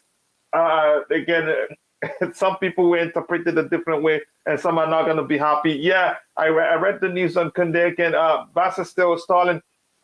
They need to sell at least one person. It's had to be De Jong, and he wants a Chelsea. So again, and Chelsea, if that's the case, if your theory is correct, Chelsea would be stupid to go buy De Jong and give them money to go buy Kunde, except if they had an agreement with Todd Boehly. But we'll see what happens.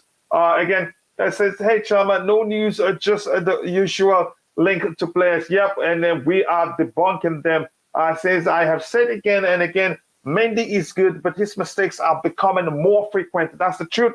And I remember Andrew, who's a friend of mine, he argued otherwise when I said Mendy, he averages one high-profile mistake per game since the West Ham game where he made two colossal mistakes. That doesn't mean he's not a good goalkeeper. And I hope maybe the availability of Khalidou Koulibaly, who is his national team coach, changes that. That will make me happy. I really would like to see that change. Again, we have 149 people watching, and we have 76 likes. We need just 24 more likes to get to 100. Again, if we can do better than that, I'd really appreciate that. Honestly, there are much better CBs than Kunde. I really would prefer us sign like Vadio. Again, Kunde plays on the right-hand side, so you wouldn't say that Vadio would be an alternative to Jules Kunde. That's the thing, and there's something he does differently that I'm not sure. Maybe I haven't seen Vadio do that, which is the way he carries the ball forward. He's pretty good at that. We'll see. Barca are starting again. You're really on fire. How quickly do you type? They need to sell. Kepa needs to play with some more grit and more confidence in himself and the defense. He can take back the number one position between the six. I don't think he can under Thomas Tuchel. If Thomas Tuchel didn't consider him those period that Mendy was making series of mistakes, I don't think that will happen. Again, I want to check the poll here has 277 likes. And I want to ask the question, how is it possible that we get 277 people participate in the poll, but only 76 likes? So please, if you have time to participate in the poll, take a second, to hit the like button. It takes a second. It doesn't cost anything. If anybody asks you to pay, tell them CFC Fahim had already paid for you, and Choma Yosef had already paid for you. All Liam Lane, it's for free. Please keep liking the video to help us reach our goal. Kepan need, again, I've read that also. He's talking to people in the chat. Chama, there was talks of a link to Harry Kane, but you know yourself that would never happen. Yep, that's the truth. I'm going to scroll to the very bottom so that we'll move on. And apologies if I skip your comments. Ronaldo, Joseph says, I'm not sure what language is that. Maybe he's cursing at Chelsea fans and I don't know. But apologies if that was the case.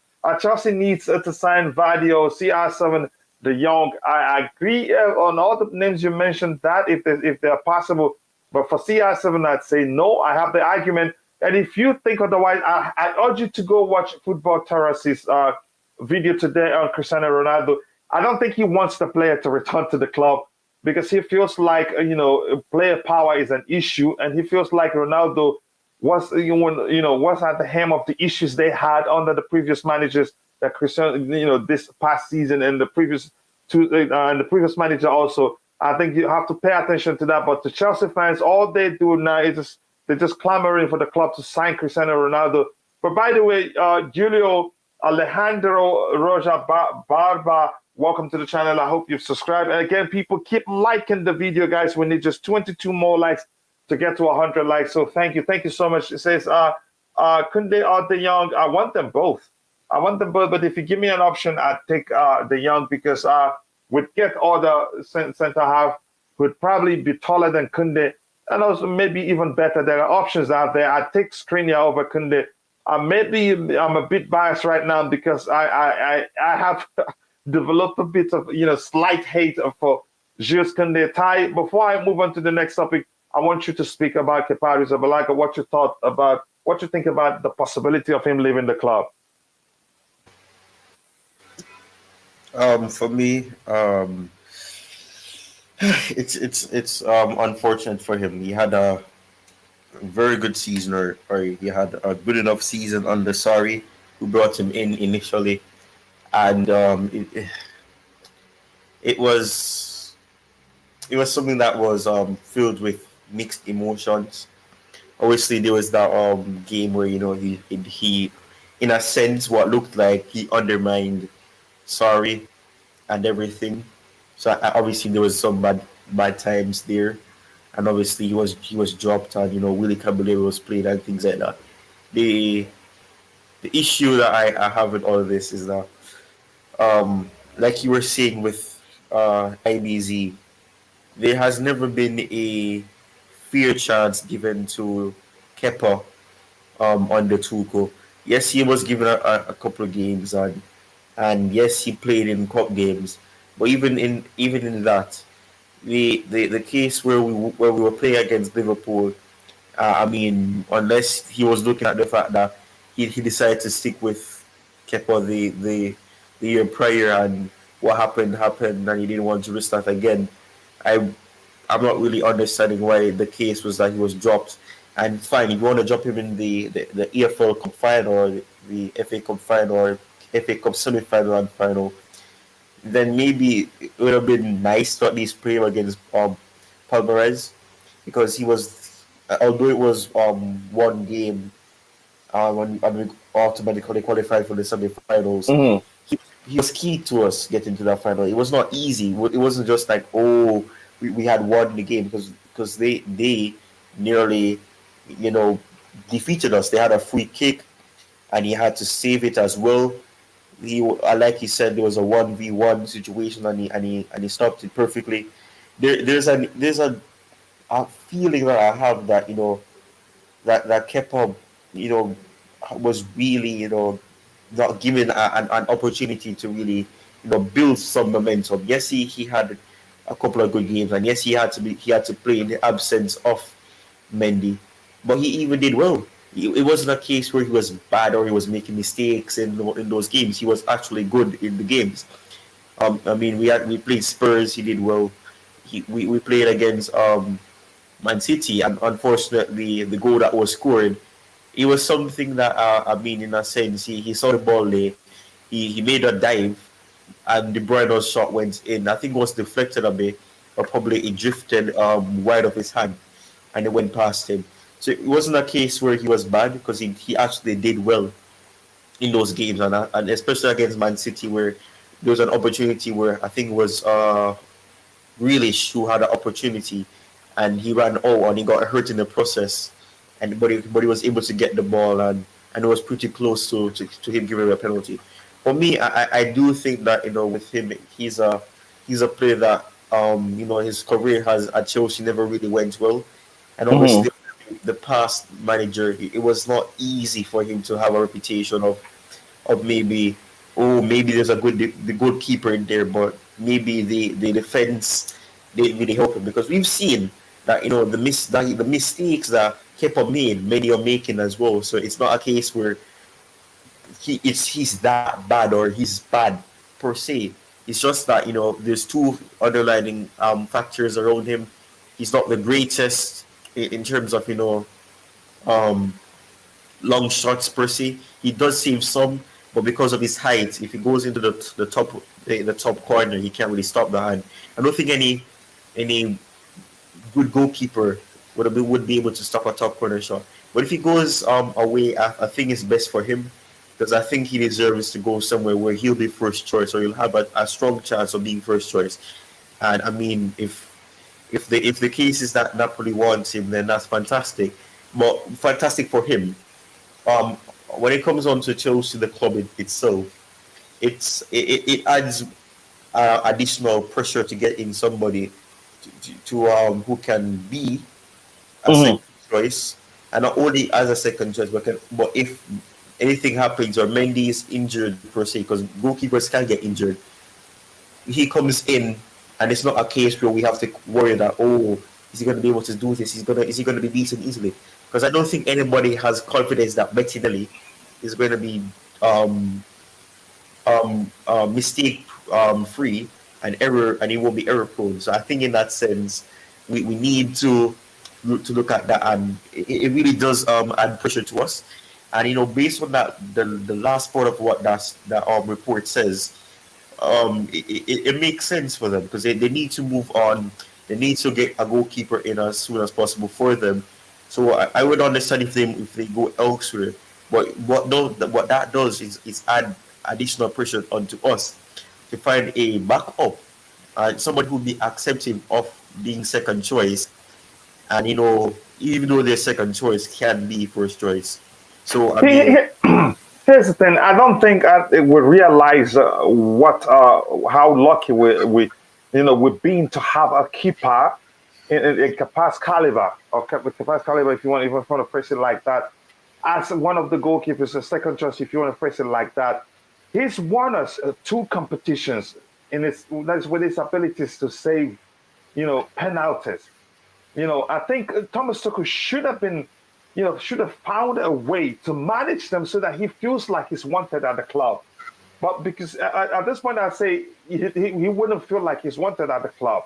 And he's a Spanish international, for Christ's sake. He's had the opportunity, to take the place of De Gea, the Manchester United goalkeeper, given his performance. So it just doesn't. That's why I'm still perplexed at how badly Thomas Tuchel handled the selection of Kepa and Edouard Mendy. Could have found a way, just leave him in those finals that he was the one. He stood, between the six to those finals. This is the same. All the time he won us. He wasn't in the one that won us the Super Cup, the European Super Cup. Yeah, he did, and he even won. He won us Europa. He actually got us to the final of the Europa League as well. So that should have been enough to show Thomas Tuchel he has to be very careful in the way he's handling their selections. That this is a Spanish international goalkeeper, and it's enough that he doesn't start every Champions League game or every Premier League game.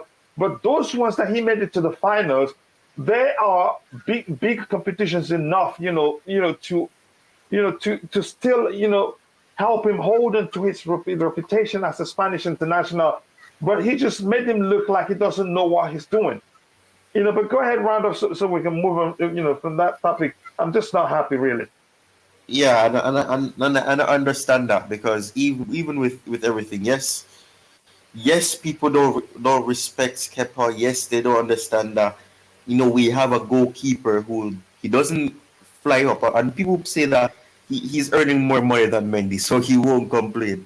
But at the same time, you don't see him complaining and saying, "Oh, well, this is the case." I mean, yes, I'm pretty sure he would want to be the first choice, but he's accepted that due to circumstances that partially is his fault and partially is not his fault, he won't be fully trusted. And based on the amount of times that Mendy has saved us, and I mean, it's not a case where Mendy was bad in the finals of the games. He was actually good.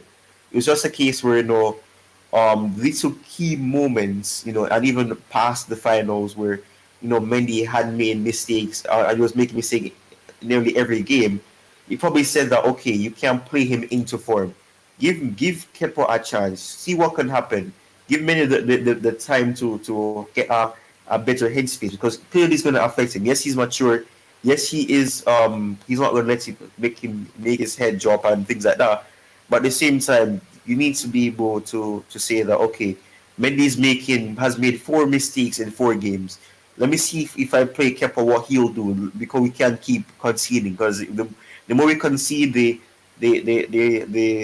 less points you'll be gaining from games. So in times like that, you need to let your second choice goalkeeper have an opportunity to say that, okay, Mendy isn't in the greatest form right now. Maybe I can make a save for myself. And I mean, he has aspirations internationally, and I mean, Tuchel has expressed himself that he's not here to fulfill players' dreams or their aspirations. He's here to win games, and that's true. You can't promise everybody, and you can only play 11 players. But at the same time, moments like when Mendy was making mistakes, and mistakes that are avoidable, it's something where you have to say, okay, give Kepa an opportunity, see what Kepa will do, because that's what you have to do. Yes, you have to back your goalkeeper and let the goalkeeper know that you've not lost trust in him. But at the same time, there's this a sense of irony for the other goalkeeper, because he's gonna say that you don't value him. So in that sense, Kepa will have that feeling. I mean, he won't flare up and say that, oh, he doesn't like me, and complain and go to the hierarchy and go to things like complain. He won't do that, but he will feel a sense of feeling. And we know that he's had situations in the past where he's emotionally affected by things. He made mistakes, and after that his head dropped. He had personal issues. Frank didn't help matters either. Yeah. So I mean, personal issues as well, with his partner and his relationship and things like that. So I mean, things like that never helps him. So things like that, it does, add to him. So especially bringing him on in the EFL Cup final, he didn't save any of the penalties, and then he missed and I can't lie, the penalty that he took, it looked like he took the penalty out of anger, because that went far from the. He wasn't happy. It's as simple as that. Yeah, he didn't look happy. But I mean, yeah. Let me try catch up with the chat again. Thank you very much for that great contribution, Ty. If you're watching, we have 142 people watching. If you haven't, please take a second to subscribe, to like the video, and also do subscribe to the channel. And again, like I've always told you, you don't actually have to donate your hard-earned cash to the channel. And again, all I ask of you, please just like the video. The more you like the video, the more the YouTube algorithm will be triggered, and the more people we can reach. So thank you. Thank you already for 83 likes. We need just 72 more likes to get to 100 likes. If we can do 200 by the end of the show, I'd really appreciate that. Again, so thank you. Please do continue liking the video. Again, I've read this one from the Arsenal game. Chelsea need a point man like CR7 to send jitters down the spine of our opponents and make them sick to their heart, at least. Again, to the half, at least. The best form of defense is to attack. Again, before we can accommodate Ronaldo and make it work, I think we have to solve a problem first.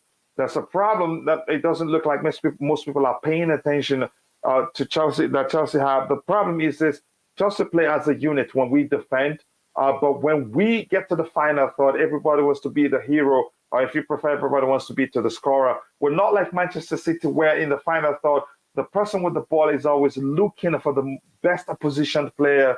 That's why they score so many goals. But for us, the case is the opposite. And with Ronaldo in the team, will we even create, get him the ball when he's in the best positions to score?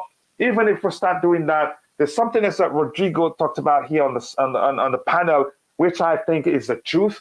Again, if you check the teams that Ronaldo have played for since he left Real Madrid, every time he arrived, when he arrived at Juventus, what's his name?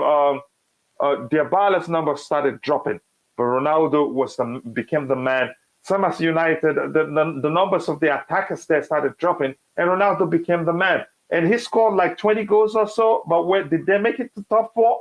Ever thought about that? Take your time to think about that. I think Ronaldo, he will bring goals to Chelsea Football Club, but other things will happen. And like I said, take your time to go watch Terry from Football Terrace's latest video. You should see him. He doesn't want Ronaldo back at the club. He talked about player power when talking about Ronaldo, because Ronaldo, it's all about him. He's done it. And then again, if you sign him, I think he may well end up being the reason why Thomas Tuchel will lose his job. If it comes and it works, I'll take it. But I have my argument. He brings more than just goals to the club if we sign him. But that's, by the way, Tanaka Asiwawa says, let's try Osimhen, guys. We've talked about that again here. As much as I love Osimhen, I don't want him to come to Chelsea Football Club. Thomas Tuchel has proven that he doesn't, like a traditional strikers, and I think that's what Osimhen is. I think Osimhen, I don't think is a hybrid striker. As much as I think he's technically gifted, I think Thomas Tuchel will frustrate the life out of him.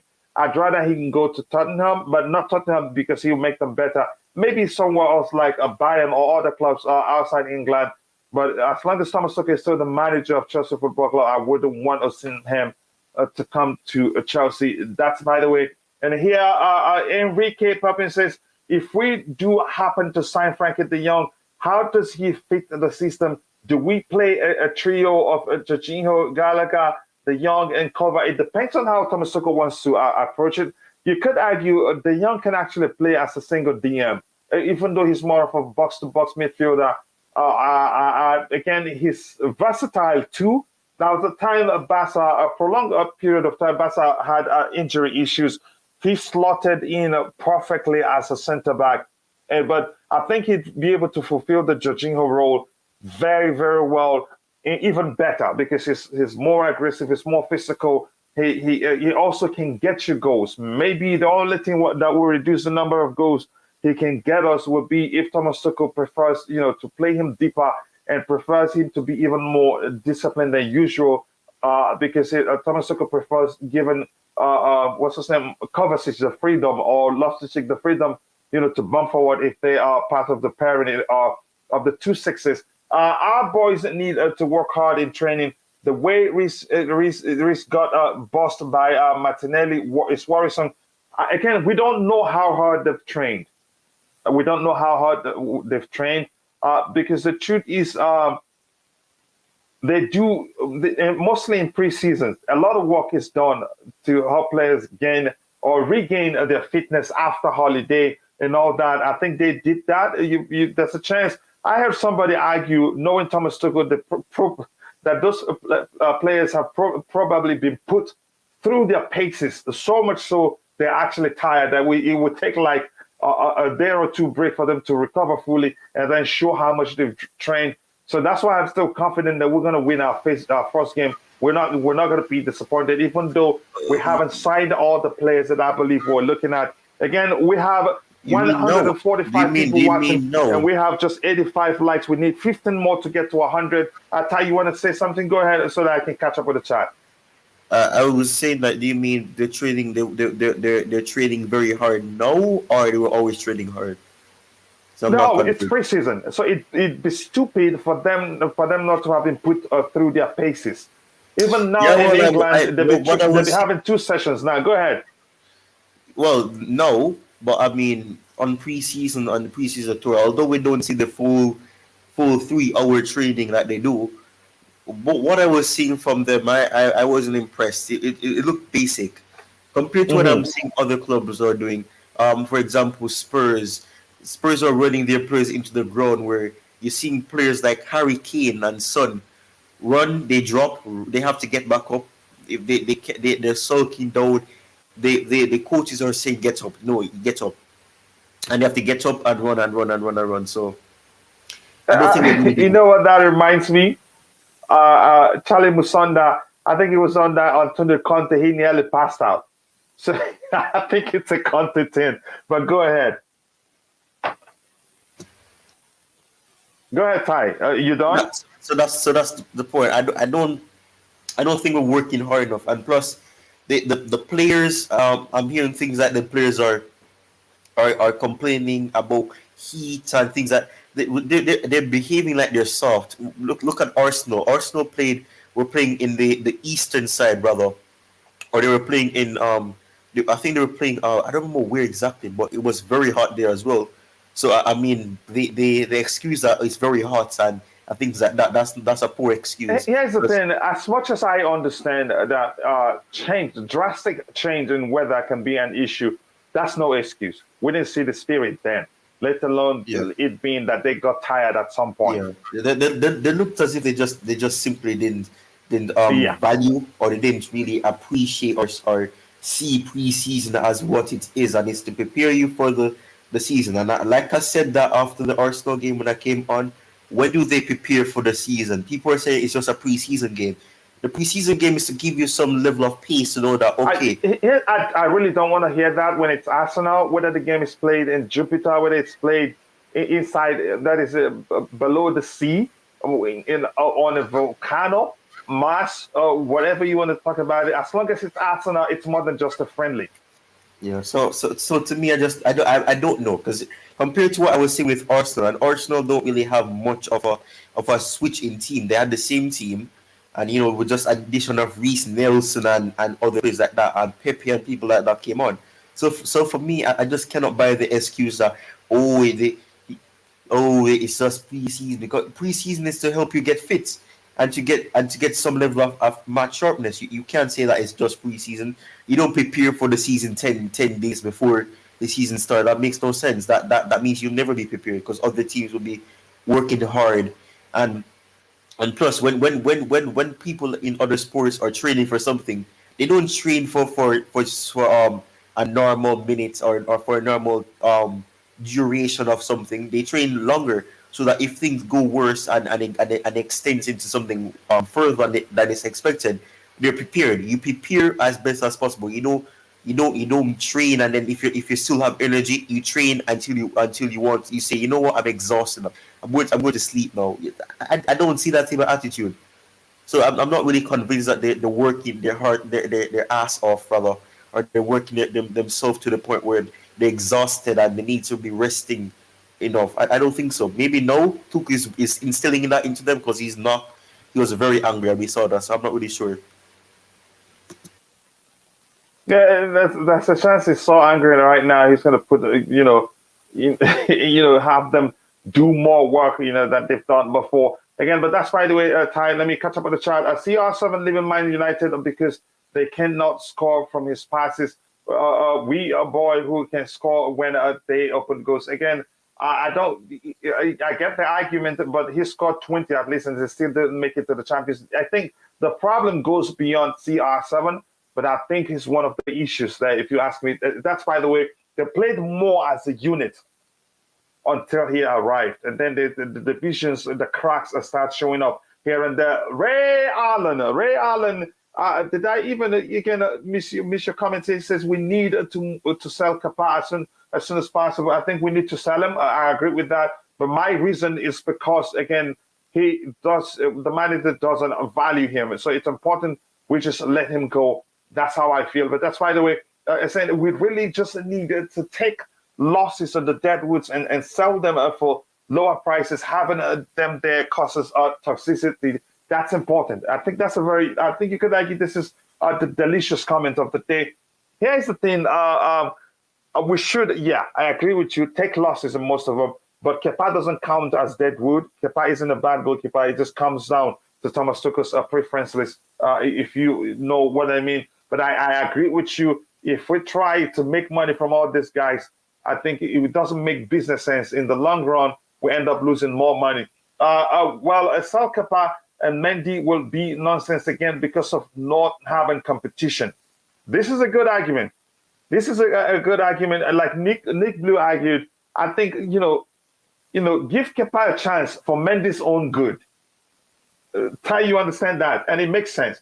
For him to realize, if I make mistake again, somebody will take my place, and that heightens his concentration level. It's as simple as that. And Ray, by the way, I hope you're doing, because I haven't seen you in a while. Please do let us know you're fine. And Ronaldo, you also help us again, still typing in a language and unknown. So if you can read what he's typing, please read.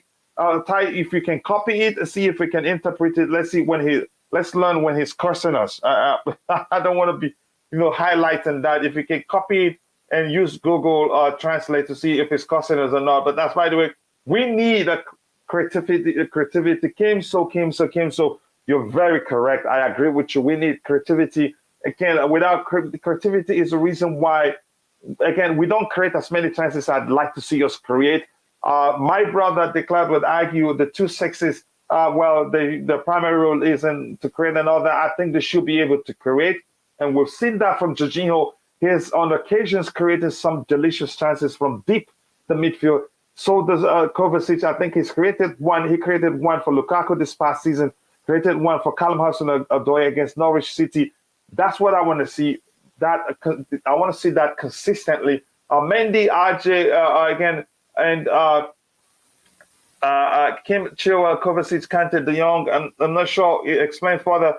Panic by FC. That may well happen. I think Kim So is really panicking. It looks like he's the conductor of the panic bus that Rodrigo drives. Again, we need just 12 more likes to get to 100 likes. Keep liking the video because we still have 113 people watching. Kim So, they are started interested. Yeah, it may be if you want to phrase it that way. Where does Chelsea attack rank in the Premier League right now? I'll be honest. I think if we look at would they rank on the table? Skamaka. Yes, go ahead, Ty. Would they rank on the Premier League table? I'm pretty sure it would hit Championship level. Yeah, I think that's where you should be looking. If we're looking at things on the face value, and not looking at things at what Thomas Tuchel can be, what he's capable of achieving, even though we don't have every player we want, he's a smart guy. If looking at it on the face level in terms of having proper, forwards and all that, I think you should be looking at the Champions League, like Ty just said. That's just the truth. Again, buy players. Again, I'm gonna go. Says Usman Ishak says TT doesn't have a patent. We're too predictable. I don't think that's the case. I think under Thomas Tuchel is actually we're not that predictable. I don't think so. Let me know if you think otherwise.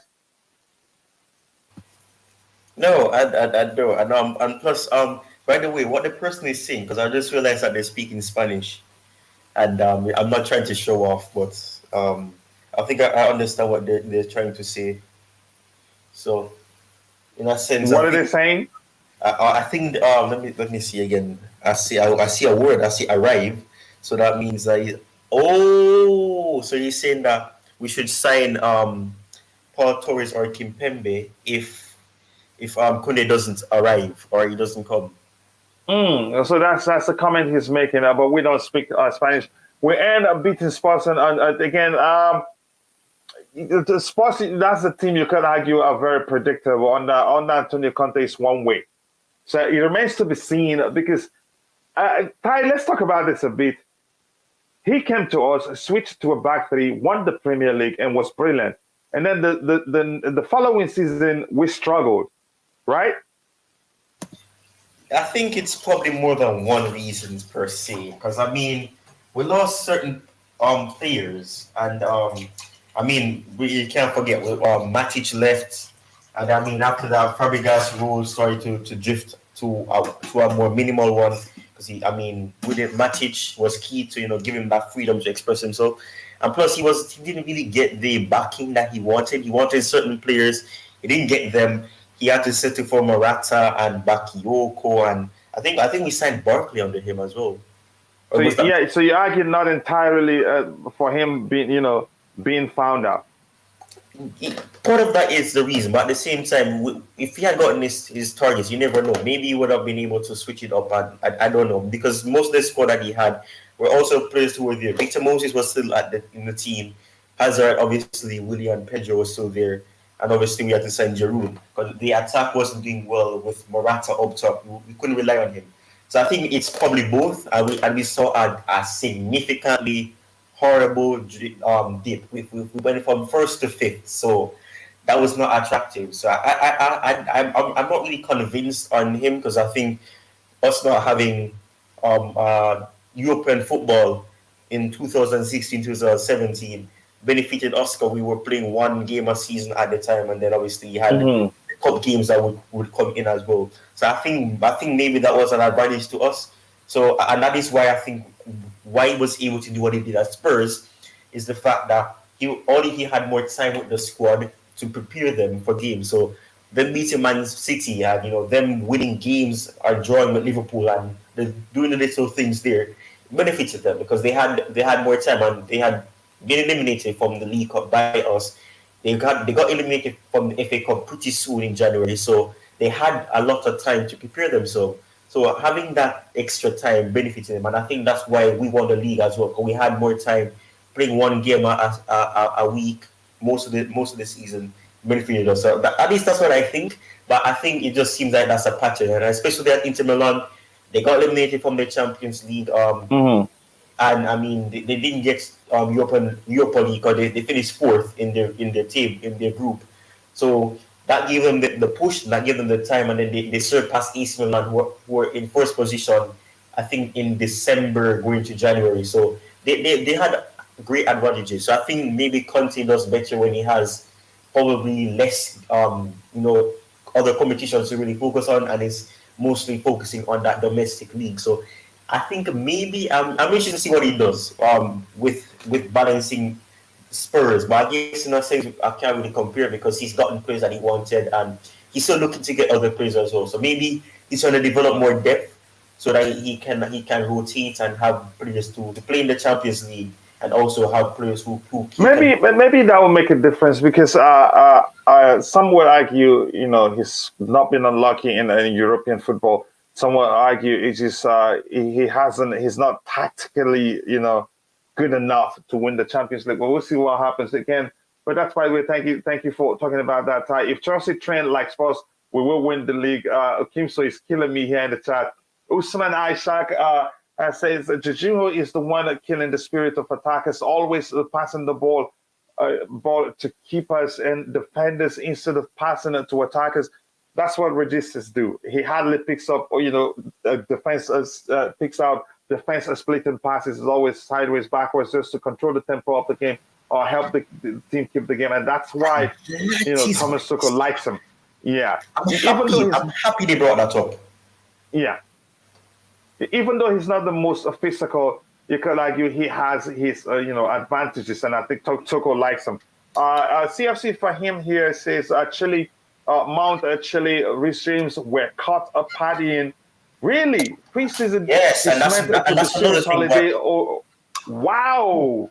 That is one of the other reasons why I'm saying that they're not behaving like it's preseason. It's like they're like the importing mode. It's Holiday FC, and that's why Kim Soo said after that Holiday FC, because they had a holiday for weeks, and then after they won against what was it Club America, or is it Club America?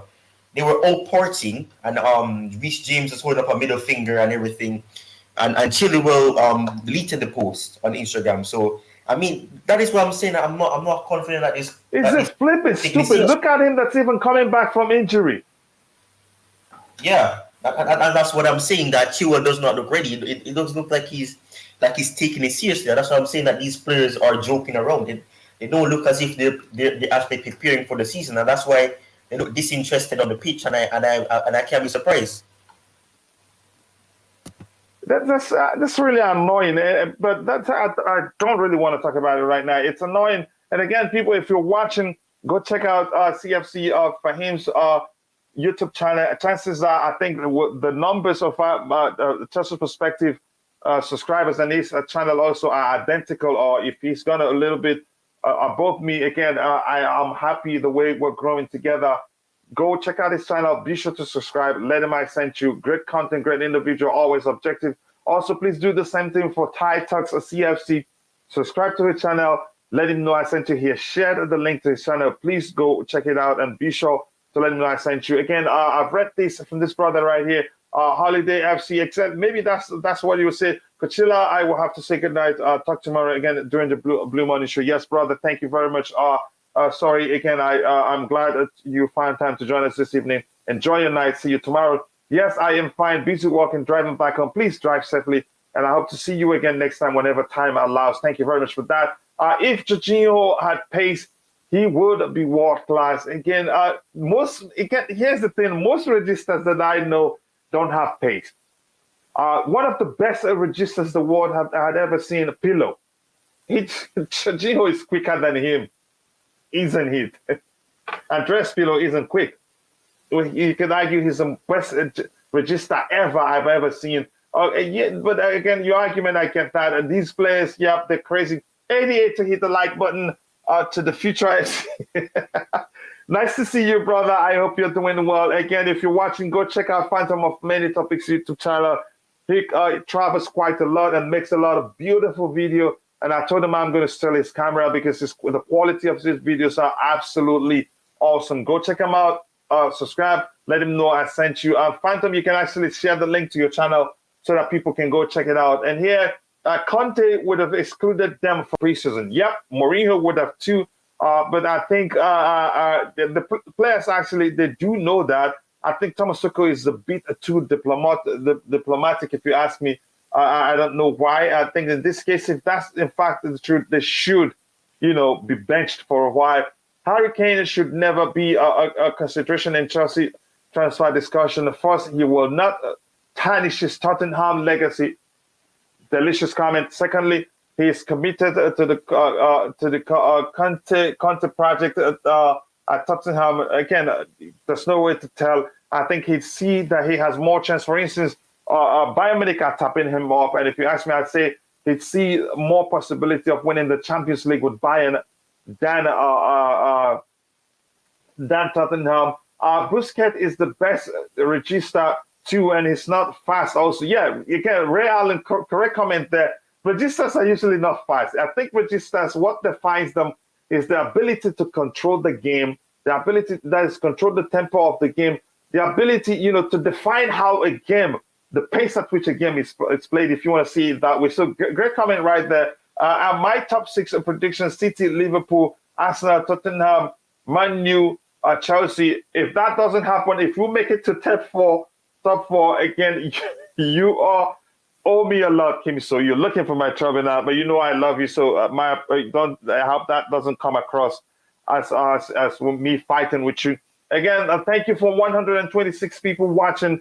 If you haven't, we need just 4 more likes to get to 100 likes. I know we can do better than that. Please keep liking the videos to help us reach more people. And the poll, let me see what the poll asks here. I want to look at it. Sorry. The poll, why is it not showing up? That is crazy, really. Let me see if I can still see it. I don't know why it's not showing up.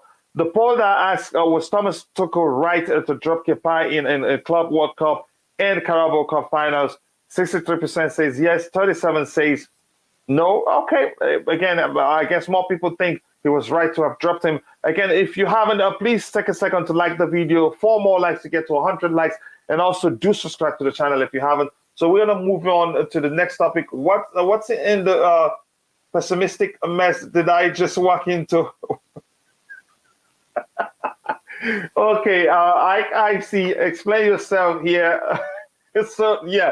So negative. Phantom has shared the link to his channel. Please go check it out. Be sure to subscribe and let him know I sent you.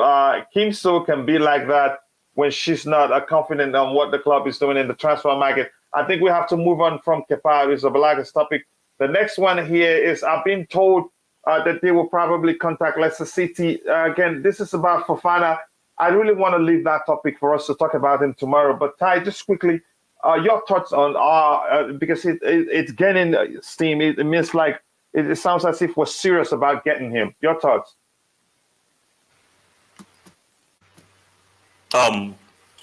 Wesley Fofana. I mean, he's a player, and he's a player that has great ability. He's good at leading the Leicester City when he's playing, especially when they're playing a back 3. I can remember I know it's a season ago or two seasons ago now. But I mean the FA Cup final where they played a back 3 and they matched us. I think he came on for an injured player, and he came on and he bossed the defense, and he actually did well. He made it difficult for us to get past them and try to score goals. Obviously, we scored a goal, but we know what happened when that goal happened and everything. And then against Leicester City in the Premier League, right after that, days after that, he did quite well again. And obviously, he made a mistake and we got a penalty, and we won 2-1. That day, Jorginho scored a penalty. Really got scored with his hip, and Iheanacho scored a goal. I remember the game specifically because that was the game where we were looking to get revenge for that defeat. So I remember how well he did. The unfortunate thing is, I see this trend with Leicester City players. The only player who's an exception is Harry Maguire. He never gets injured, and I mean, when he does get injured, it's very weird. Is that you have all these players that they get injuries quite easily. Obviously, Fofana's injury was completely different because I think he got injured in preseason and was out for months. So I think in that sense, it's difficult for me to really judge him to say that, okay, is he worth this amount of money? But at the same time, I have to understand that Leicester City gave him a 2-year extension on the 3 years that he had left. I know he's contracted until 2027, so it becomes difficult because that means he's on a 5-year contract, and that means obviously they're going to want to get as much money from him because they're going to we're buying him out of a club where he has a 5-year contract. So I can price. The question for me is he going to return the same player that he was? Because I know people say that he's still good, but is he the exact same player, or is he close to the same level that he was before? But Leicester City, I don't know what they do. I don't know if they train too hard. But these players develop these hamstring issues and they always having injuries in their thigh, their knee, their ankle. It's all over the place. I don't know what they're doing, but all their players are always getting injured. James Justin, you know, it's always players getting injured, and I find it so weird. So I don't know what they're doing. But I mean, he's a good player. He has the potential of probably, if we get him, surpassing what Kunde probably could have come to the club and done. And I mean, one thing that I do know about Fofana is that he has ability of putting the ball out. That's what we need. We play off from the back, and we need players who are able to remain calm under pressure. And when it comes on to him, I think it's a case where I can feel confident that maybe if he comes in under Tuchel's management, where he helps defenders strive and get to probably their potential or get to a higher level. I think I can have some optimism that he can do that. And I mean, Tuchel tries to help every defender that he works with, and that is an admiration that I probably say I can have. And I think maybe that springs from the fact that he was a defender when he had his career, and obviously he had an injury. So I think maybe he brings over the experience that he had as a defender when he had his little career before he injury took him out. So I think maybe Wesley Fofana, despite the price tag, I think there's a good player in there. It's just about if the club are willing to spend that much on him. And if we look at the fact, okay, we're spending this much on this player, we have to hope that he comes good.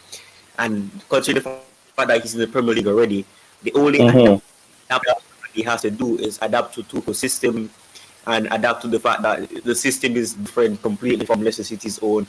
And I mean, he has to come in and expect that the demands will be different compared to what Brandon Rodgers currently asks or demands from his defenders. So I think it's a good price. Just the price tag is going to be extremely high.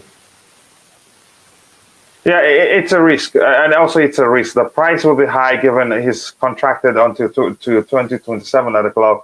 Plus, he's just returning from injury, so I don't think it's really worth the risk. But we don't know. Maybe they understand better the extent of the injury and how well he's recovered.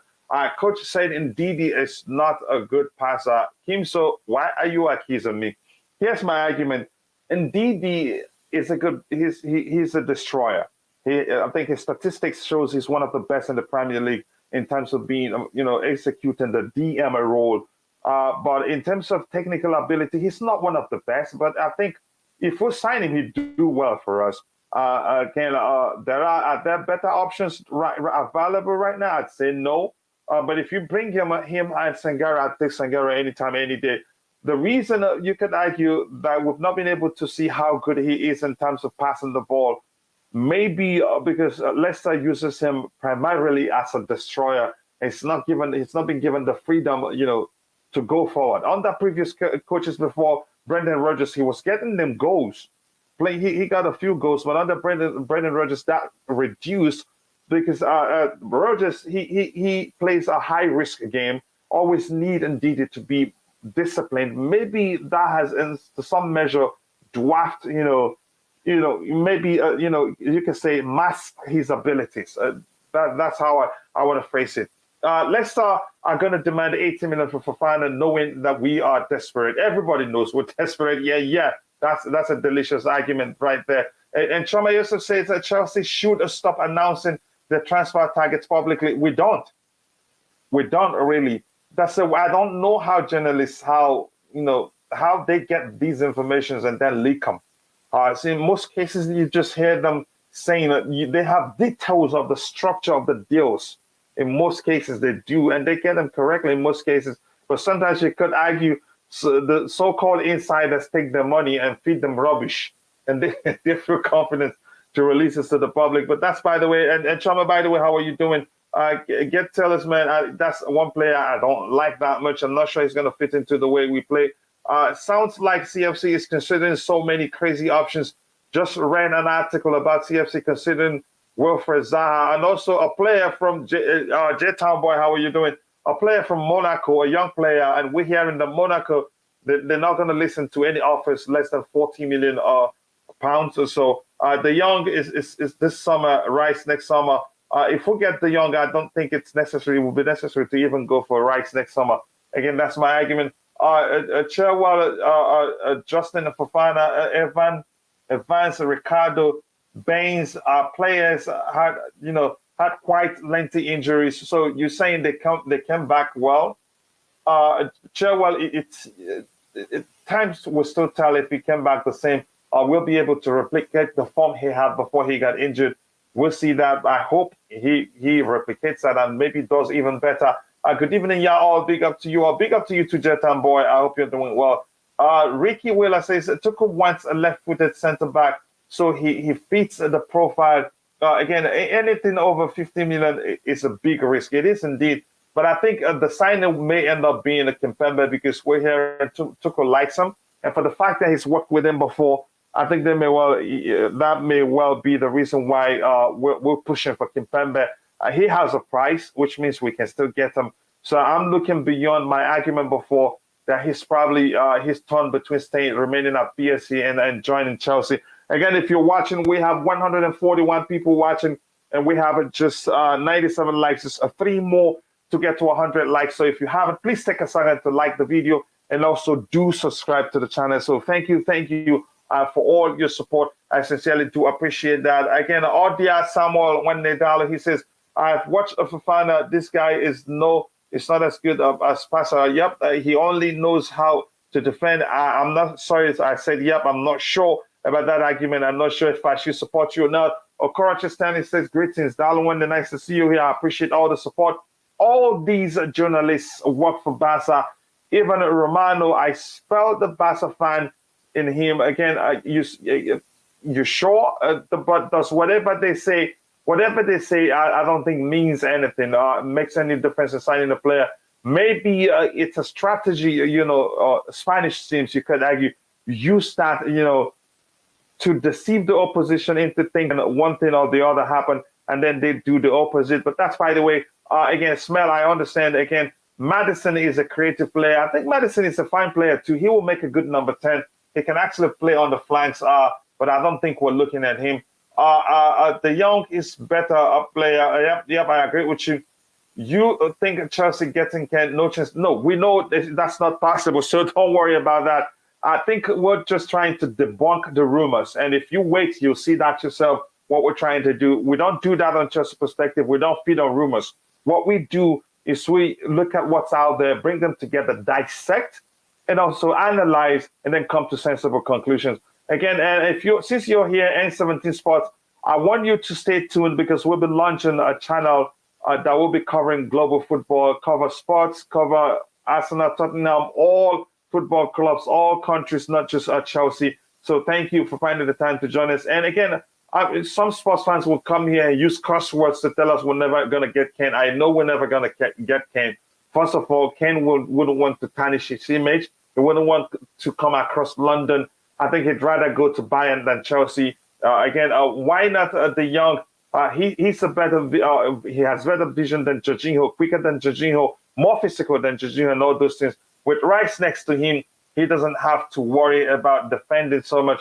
Again, that's a good advice. I understand that. I suppose win trophies, but it changes. under Antonio Conte, I'm afraid that changes. And given the signings they've made, they will be firing on Arsenal in this come season. Big up, my bro. Big up to you to N17 Spurs. Since we think the Young isn't a good defensive midfielder, I don't think so. I didn't say that. I think he can be, tasked to be more disciplined, and believe me, he'd get that done. Again, thank you for 102 likes, and thank you for 134 people watching. Thank you. We've surpassed 100 likes. Let's keep liking the video, guys. I can't thank you enough. And the poll that asked the question, let me come to it. The poll asks, do you want Chelsea to sign Fofana? 65% says yes, and 35% says no. Again, there's a risk there because he's currently injured, but we'll see what happens. If our attackers did their job regularly, again, Jorginho wouldn't get this much hit. I think he'd get more assists. He's been quite unlucky because in most cases he's created chances, and those people didn't put them away. Kimso, I saw that again. Get Declan Rice on a free. Plus, he's now captain of West Ham United. And again, I don't understand where Chelsea fans are coming up with the stories that Declan Rice wants to join Chelsea. Get me a video where he's saying that, and I will believe it. It's as simple as that. I'm not sure that's the truth. The Young played for a CB for Barca. He can play CDM. Yep, he's that versatile. That's a time, for a lengthy period. Barcelona had injury issues. He slotted quite well in the CB position. The Young plays CB for Ajax. Oh, you see that? So he didn't just stop there. How many years left on his Rice contract? And TSC for him says 2.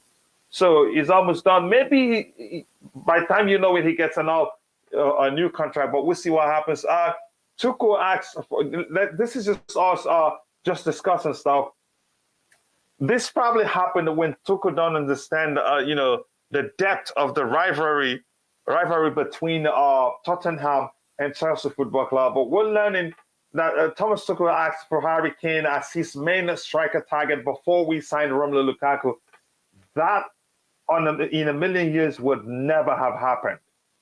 That in a million years would never have happened. Again, even Harry Kane himself wouldn't do it. Again, it tarnishes, it kills, it destroys everything he's achieved, although not too many he's achieved with Tottenham. It's as simple as that. Ty, your thoughts on this comment on the screen? Yeah, that Thomas Tuchel, that's from Simon Phillips, that he asked for Harry Kane as his main striker target before we signed Romelu Lukaku. Yeah, I mean, you have seen that Spurs aren't a team that do business with they don't sell players to us, but they want us to sell players to them. That's the ironic part. They want our players, and they don't want to sell to us. So we just have to just admire their players, the couple of good players that they have, and that's just it, because they don't sell. I mean, Modric was bent on joining us after he was on the yacht of Roman, but the transfer was blocked, and obviously Modric spoke about it and said that he nearly could have joined Chelsea. I think it was 2006 or something like that, and it was blocked. So I think he said he had to get over it, and he did. And I mean, he went on to Real Madrid and achieved great things. So it worked out for him in the end. So I mean, Harry Kane is a striker that, on paper will be fantastic, and considering the fact that Sterling is at the club and they work so well together for England, on paper that would have probably been a good attack, but obviously the likelihood of that happening is very slim, and the only way that would even happen, and really to allow Spurs to even think about the offer, we'd have to offer something extremely high, and I don't think Chelsea would do that. It has to be something, it has to be something astronomical before it happens, and I don't see that happening. Yeah, it'd have to be like what PSG paid for Neymar, probably. Yeah, before they say, okay, take him. But here's the thing. It says Declan Rice and Mason Mount are friends. That's no guarantee. And here, I see. Let me explain why I'm at your doorsteps. Find out whether I'm there to steal or to deliver good before you shoot me. Here's the thing. You said you seriously think Rice would rather stay at West Ham and be captain than come to Chelsea and win trophies? No, I don't think so. But here's the thing: would Rice look at us having Kante is still there, Jorginho is still there, and what's his name again? Kovacic is still there. Those people play in the areas where we're thinking to get them, and I don't think we're looking at getting him as a defender. Here's the thing. Rice will look at options. We're just seeing things from our own perspective. We're just being selfish about it a bit. He will look at things and say, okay, what is the best for me? And believe me, Rice, the best option for him right now would be Manchester United, where they don't have, you could say they don't have a defined DM right now. And I think they need one. So if they turn around and say they want him, believe me, he'd jump at it. That's my argument. Again, I don't think the best option for him would be Chelsea at this point. If we get him, I'd like it. If we get him on a free between 2 years, fine. But that my argument isn't that he would prefer staying at West Ham to win, and win nothing. No, I don't think so. But that's, by the way, again, I remember he's an English international. He wouldn't want to come and walk into a situation whereby he doesn't get to start enough game for the English national team coach to look at him and say, okay, he's been playing at least. Our attackers need to do 1v1 drills. So again, at this point, if you're talking about, coaching players, they should revert their age, become youth level players, go back to the youth team where the primary responsibility of the managers there is, of whoever is responsible, is to really coach them how to shoot, how to dribble, how to guide players and all that. And how to, I think at this level, those are the things they should know already, and they're being paid for that. Again, I'm going to scroll to the very bottom here, and then I'll come back. We'll continue with the discussion. Let me see if there's anything else to address here. This is just people having a conversation in the chat. Again, thank you so much for 104 likes. We still have 127 people watching. If you haven't, take a second to like the video and also do subscribe to the channel. Thank you for all the support. Here we have the Keparis of Balaga story. We've talked about it. We've talked about that one there. We've talked about that one. And this one here, Chelsea are interested in Harry Kane. Here's where I want to debunk it. I don't like what Simon Phillips did here. I think it's clickbait. And again, given who he is and how the fan base trusts him, he shouldn't be doing this type of thing. This is something that just shows you, I think. Ty, let me know if I'm correct if I'm correct to call that clickbait or not. He just said that Chelsea are interested in Harry Kane. And now, yeah, and he's quoting Christian Folks, right? That's how you pronounce his name, Christian Folks? Did you say false? No, Folks. Christian Folks. It's a difficult one. Ty, don't shame me in public, please. No, shame me. I thought you were saying because people call him that. People call him that. So I was wondering if you called him that too. Yeah, I mean, what I noticed with Simon Phillips, he will quote people and say that they have said this. Sometimes he'll just quote it. He does. Sometimes the reliability he doesn't really pay attention to that. So even if the source is Daily Mail, which is not really a source that people look at as being reliable, the Sun, he'll do that. So I mean, it's not a case where I don't think that's clickbait. I think Chelsea are 100% interested in. All right, let's go ahead and find out. Let's debunk it now. If you read his statement, he clearly says Chelsea are interested in Harry Kane, right? And this is 7:42 a.m. A few hours again. It is today. And now, if you click on this, it brings you to this window here, where we have this. Today also, it says, true, Harry Kane is very interesting for Chelsea. Does that mean Chelsea are interested in Harry Kane? Be honest. Is that how you read it? No. So you see, and he's quoting this. But at the same time, I don't know. The word interesting and interested is two different. They have two different meanings. They have similar meanings, but they're two different types of we call it parts of speech, or rather in terms of adjectives. Yeah, rather that. Yeah, but again, it just doesn't make sense. But that's, by the way, again, I think it's it's just he shouldn't be doing that. If you want to quote them, he should quote them entirely, or quote everything as they are here. You get that? And here's the thing. Let's read this fully. And again, this explains something we talked about. Harry Kane is a very interesting for Chelsea, but the club believes that sports officials would prefer to sell Kane. That's not news. That's one of the worst kept secrets in the whole world. Would prefer to sell Kane to a club like Bayern instead to an English competitor if Kane won't sign a new contract, because right now you get the argument. Kane is reluctant to sign a new contract. That probably shows you that he's exploring other options. You get that? So Ty, I want to get your thoughts on the whole comment, what it means to you.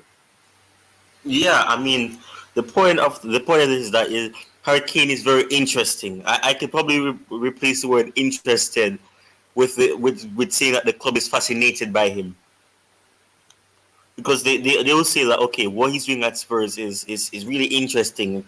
I'm fascinated by this. I admire what he's doing. But if the case is that, and I mean, if what Simon Phillips said is true, which is what probably is true based on what we've heard Tuchel say publicly in interviews, saying that he would love a Haaland, he would love a Kane, he would love a Lewandowski. So I mean, it's not a case where he wouldn't like them. He would, and I mean, he's played against Spurs. He had seen it. He would have seen it, and I mean, he would have probably looked at the likes of a Kane and say, okay, he suits what I would probably do, because he's not only just a target man. He's not just a finisher. He can actually drop deep, create, and I'm not going to stop saying this. Thanks to the help of Jose Mourinho, who practically forced him to add that to his game. I mean, no, it's benefiting Conte, because Conte doesn't really have to do much work on him, because he's already has that experience of knowing that drop deep, make a pass to a Kane, or, well, at the time they had Bergwijn there coming off the bench sometimes. Lucas Moura would play some games as well, and they signed Kulakovs. I don't know the pronounce his name, so I'm not going to try. Don't worry about it. Don't worry about the name. So they did sign players that added creativity, so he would work amongst them as well, and they also have other players who may play on a rare occasion. So I mean, Kane is somebody that a lot of clubs will look at, and Bayern Munich will look at him as an ideal Lewandowski replacement because of what he does, not only for club but for country. And I mean, he helped them, get so far in the World Cup the last I can't even speak, the last time around in 2018. So I think they'll look at his reputation and say that, oh yes, he's not won anything at Spurs with great significance, but at least he has the reputation, or at least he has the personality of a top or world class striker. So I think people will look past the fact that yes, he's at Spurs. They'll say that he's, well, and it's not to disrespect Spurs, but he's better than they are. But and he deserves to be somewhere else. But like you were saying, with Spurs having Conte, and we know that Conte does not joke around. He is a demanding manager. He demands the best. He's like a Jose Mourinho in a sense, where he what's the word? He has himself highly. He that's not the word the right way. The way that he respects himself, he leaves it's a sense where what he does, he tries to achieve success, and that is his main goal, success and winning as much as possible. So I think in that sense it is important that even with the case of, if Tuchel wanted him last summer, I think would have been a waste of time, because we would be negotiating, and probably did what Man City were doing and trying to negotiate with him. But obviously they didn't want to sell him, and I mean, he was willing to leave, and until I think probably Conte came in, he never really, his season didn't pick up, because I think at one point there was this analysis saying that him and Lukaku were on the same level of goals. I think it was 5 goals at the time. So the narrative was that what is going to happen, who's going to have more goals and things like that. So I think until Conte came in, and I think he probably would have said that, I admire what Conte is doing, because Conte has taken us from 8th to 4th. So I mean, in a sense, they'll look at it to say that he did what Tuchel did. So I mean, there'll be an admiration there, and I mean the fact that, and I was even saying at the time that Conte came in, and they got eliminated from the Conference League, and people laughed at them. People were saying, that's so funny. They got disqualified. But I mean, to me, I still find it as being unfortunate, because they had an outbreak of the virus. They couldn't do anything about it. But at the same time, it turned out to be a very good blessing in disguise for them, because they ended up, getting top 4, having more rest periods compared to other teams that were playing in Europe, playing in a week. So I think that was a blessing for them, despite it being unfortunate that they got eliminated and they didn't really get the opportunity to try to compete for a trophy. So in that sense, Harry Kane added great value to that team, and we know that he's been there since, I think, it's 2011. So he's been there for a while. So he'll probably say that, okay, maybe Conte could actually build something with us, because it's not a case where they've never come close to winning trophies since the last won a trophy back probably a little bit over a decade ago. So I think in that sense, they had managers. Pochettino nearly made them win the Premier League, and they missed out on it thanks to Chelsea that helped Leicester City win it.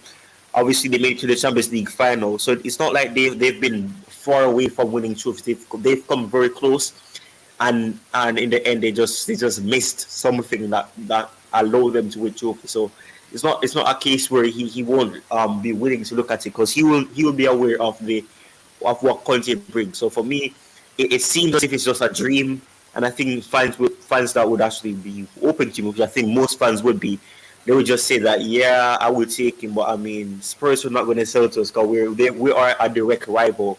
We're a London rival, and they will just say that now we can't sell them. We can't be strengthening our rivals, unlike some clubs that are trying to strengthen their rivals, which make no sense to me. I'm so salty, so you have to understand.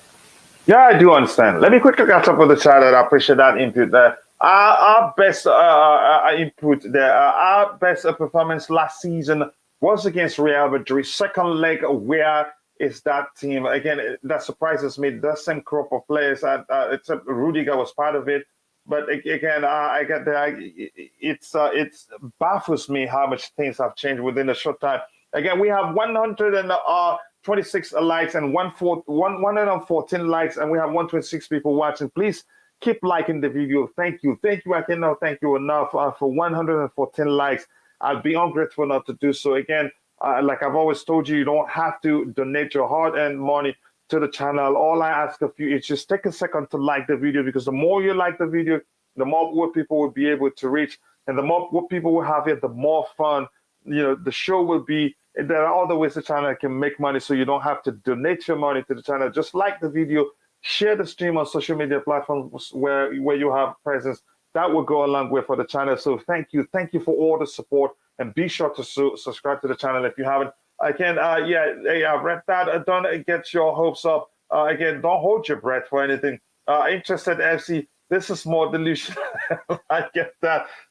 So Fahim, I'm gonna talk to Rodrigo and let him know he has a conductor in you. Maybe you'll join his team. Again, go check out CFC Fahim's YouTube channel and be sure to subscribe if you haven't. He's a brother and a good guy overall. It's not news saying that Chelsea would like a Kane.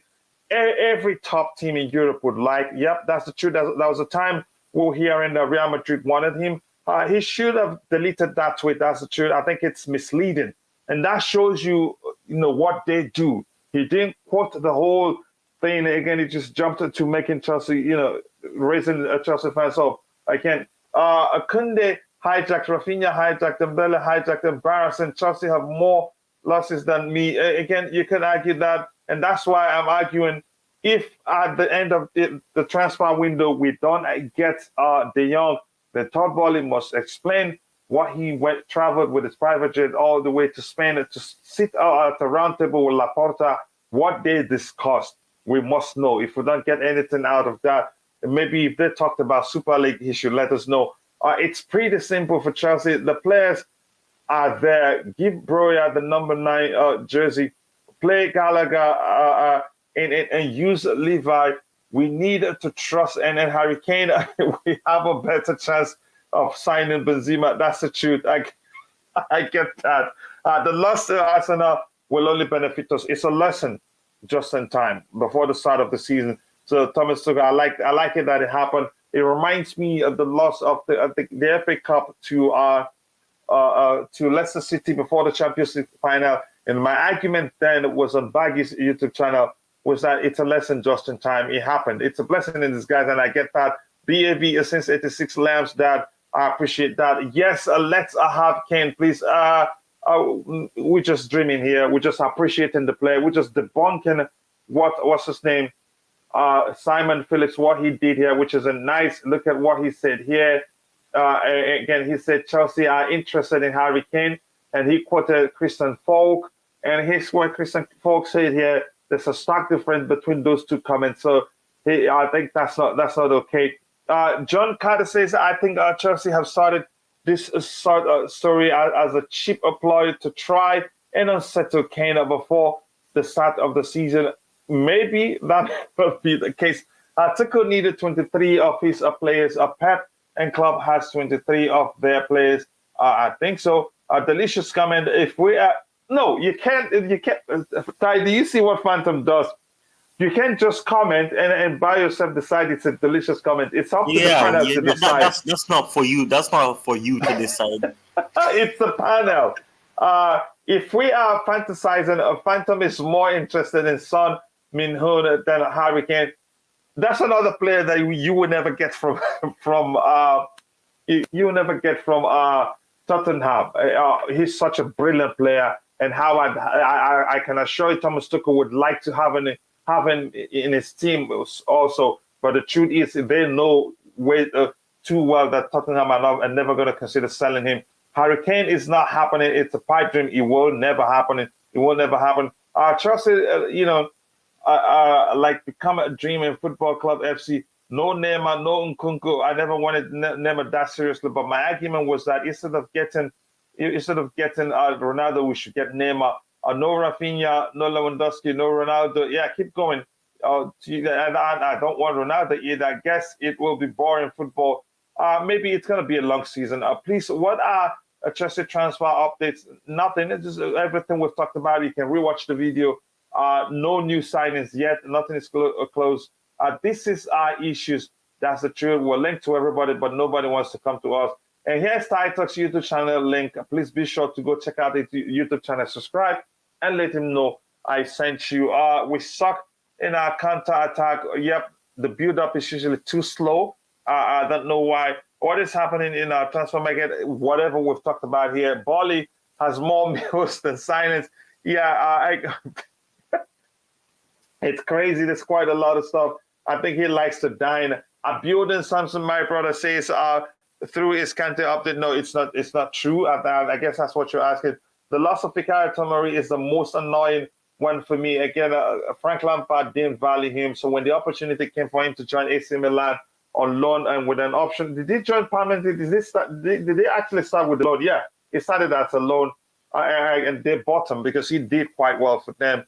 And he's still maturing. He's become even better. Passing is very predictable. No creativity. Again, you could argue that.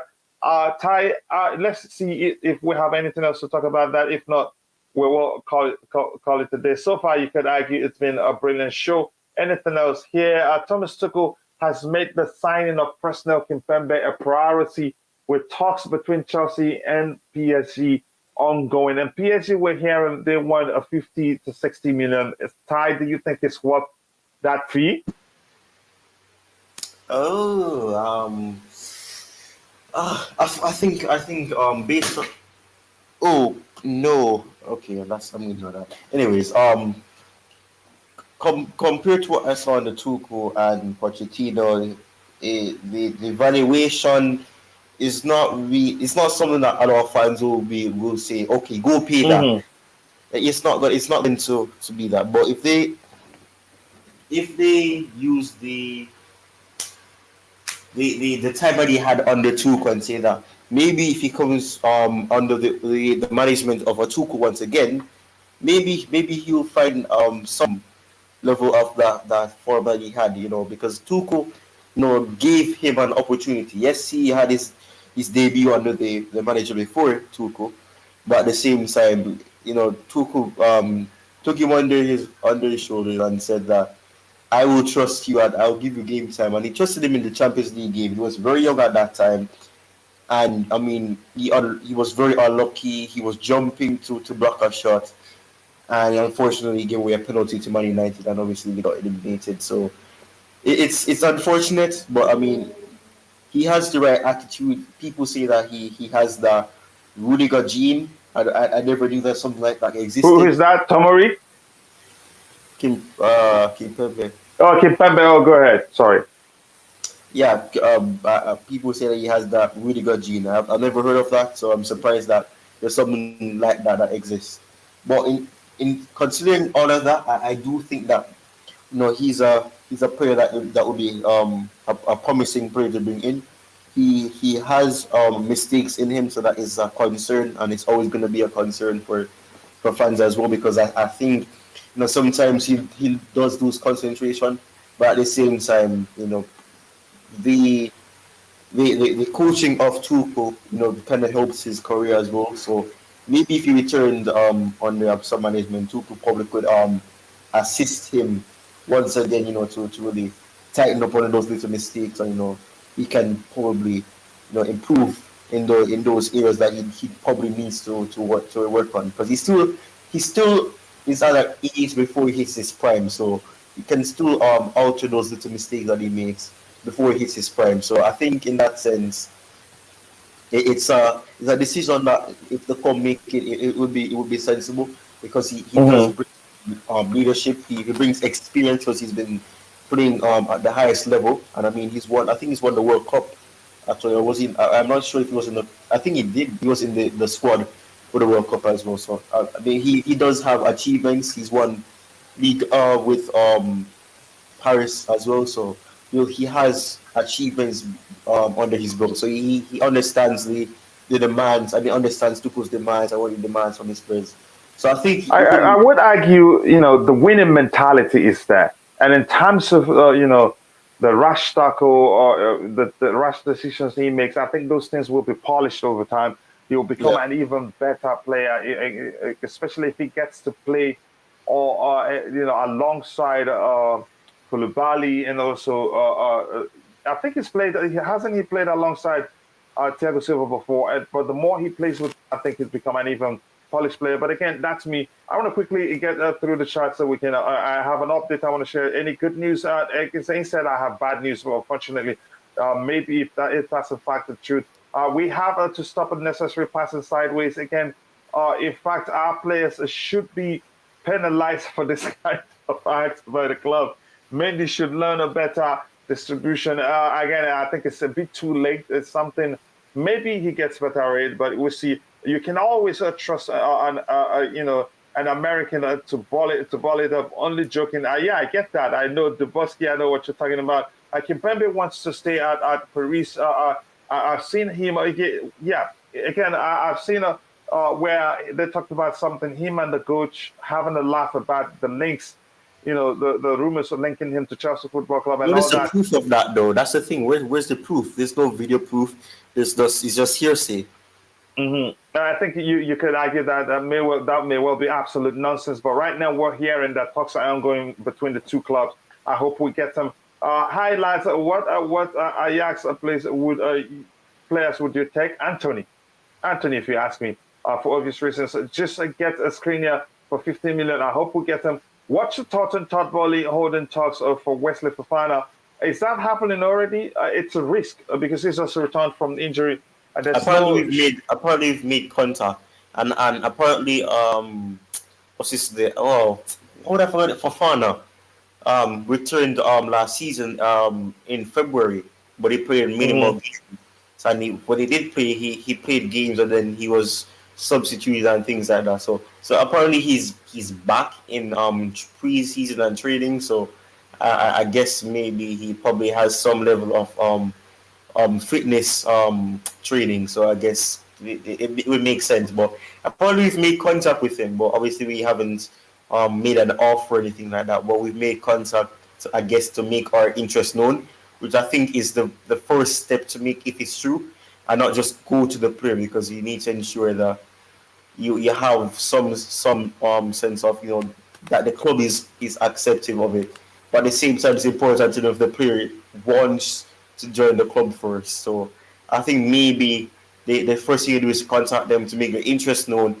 You get in contact with the player. Like that's what we did in the case of Ake. We got personal terms agreed first, but unfortunately we couldn't agree with the fee with Man City. So and that aspect is important, because if you've agreed personal terms with the club, if we're able to meet the asking price of the selling club, then we're good to go. Yeah, go ahead, Ty. Yeah, so in that sense, I mean, it's a case where I'm 50-50 about the links, because I think this can also spring from the fact that he in an interview he said that one of the clubs that he would want to join in the future when he was at Leicester City as well, is that he would like to join Chelsea if the opportunity presented itself. So I think in that sense, maybe that probably could spring, and probably the club would I don't know, because the club probably look at everything.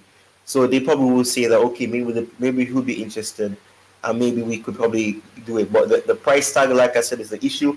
And I mean, some fans would be unsatisfied, especially ones that wanted the lit, but they'll say, why did we not make that bid to outbid by a bid? But I think maybe the interest was there, but I don't think that we wanted to really get into a bidding war per se. And that's the thing. Right now, we're not hearing that any other club wants Fofana. So right now, unless Barcelona is just happy to swoop in, but I don't think they want any other centre back if they get Koundé. So I think we're probably safe from Barcelona itself. But you never know, any other club could sneak in. Yeah. Let me catch up with the chat. Say hi, lads. Would you take Edson Alvarez for CDM for Chelsea? I don't know him that well. Wesley, do you know him that well? Do you think he'd make a good signing for us? Sorry, Just yes or no.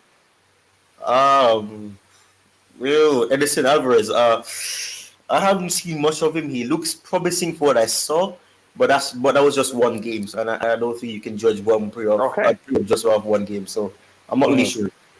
Okay, so Dale says, Coach, who would you prefer, Fofana or Vadio? I think I take Vadio because Fofana is a risk. I'm still saying it. We're not going to get him for cheap. He has until 2027, right? What year? He extended his contract by 2 years. And probably because Leicester knew that big clubs would come for him. So this set up everything so they get big money for the player sell. But I think we'll talk about Fofana in details even more during the Blue Morning Show tomorrow. And here it says, John Felipe says, I think he's asking whether CR7 will come to Chelsea also. I don't think so. It's not going to happen because we're hearing that Thomas Tuchel had already said he doesn't want him. Again, like I've said, I know some people think otherwise. Cristiano Ronaldo will come with goals, but he comes with more than just goals, which is problems, and it's not going to be easy to solve. And Thomas Tuchel might end up losing his job, if we sign him again. CR7 again, he's a top player. My dream move in the Premier League it has to be the likes of Chelsea, Man City, but you have to work to achieve your dreams. Wesley Fofana speaking to the media. Okay, that's good to hear. So he indeed did say that. Let me see what else we have here. Again, Burger King. Yummy. I miss saying your name. Oh my days. Yeah. If all these players are rejecting us, why would CR7 want to join us? I don't think that's the case. We have Champions League football, and he knows we can win it, if you ask me. And there's a chance he might not actually join us thinking maybe we haven't done enough in the market. So that's actually a good point. SW6 says, yo to you too, brother. I hope you're doing well, and thank you for finding time to join us. We should get Ronaldo for a season because he's going to hit at least 20 goals You know it to be true. I know to be true. But after he scored 20 goals at Manchester United, what happened? They still didn't make it to top four. Plus, I want you to go take a second to watch Terry from Football Terrace's last video and let me know whether you think it's worth getting Cristiano Ronaldo. He's complaining. He doesn't want him back at the club. He's arguing if they're really building, rebuilding, they don't need Ronaldo. It's not going to be helpful. And that's the truth. Unfortunately, we need Ronaldo. That's the argument. That's the thing we heard when we argued that we need Lukaku. For final dream, it's Real Madrid. I never said anything this about update, dream. before we move on to the new topic, this update right here, these guys are saying Barcelona have signed Jules Koundé for 5 years and hopes to announce his signing today. The Blaugrana club and Sevilla closed the deal last night, and the player could travel to the US. Barcelona will not give up the fight with Chelsea for Alonso and Azpilicueta. Okay, we suspected that was going to happen. I don't know how well. I haven't seen it. Here we go from Fabrizio Romano, but we'll see what happened. Highlights: what players would you take from the teams in the Premier League, but not the top six clubs? I take Cucurella. Anytime, any day. Time you want to come in there? What was the question? What player would you take from any team, but not the top six team? That's the question from Adam Partridge. Yeah, and I would take Cucurella. And would you consider Wolves a top 16? I think West Ham part of it. Ooh, Wolves. From Wolves, yeah. Who would you take from Wolves? I would take Neves. Ruben Neves, right? Yeah. And here's the thing: I'm learning that's a player we want to sign, but I want to leave that topic for the Blue Morning Show. A player we want to sign, and Sevilla are showing interest in him.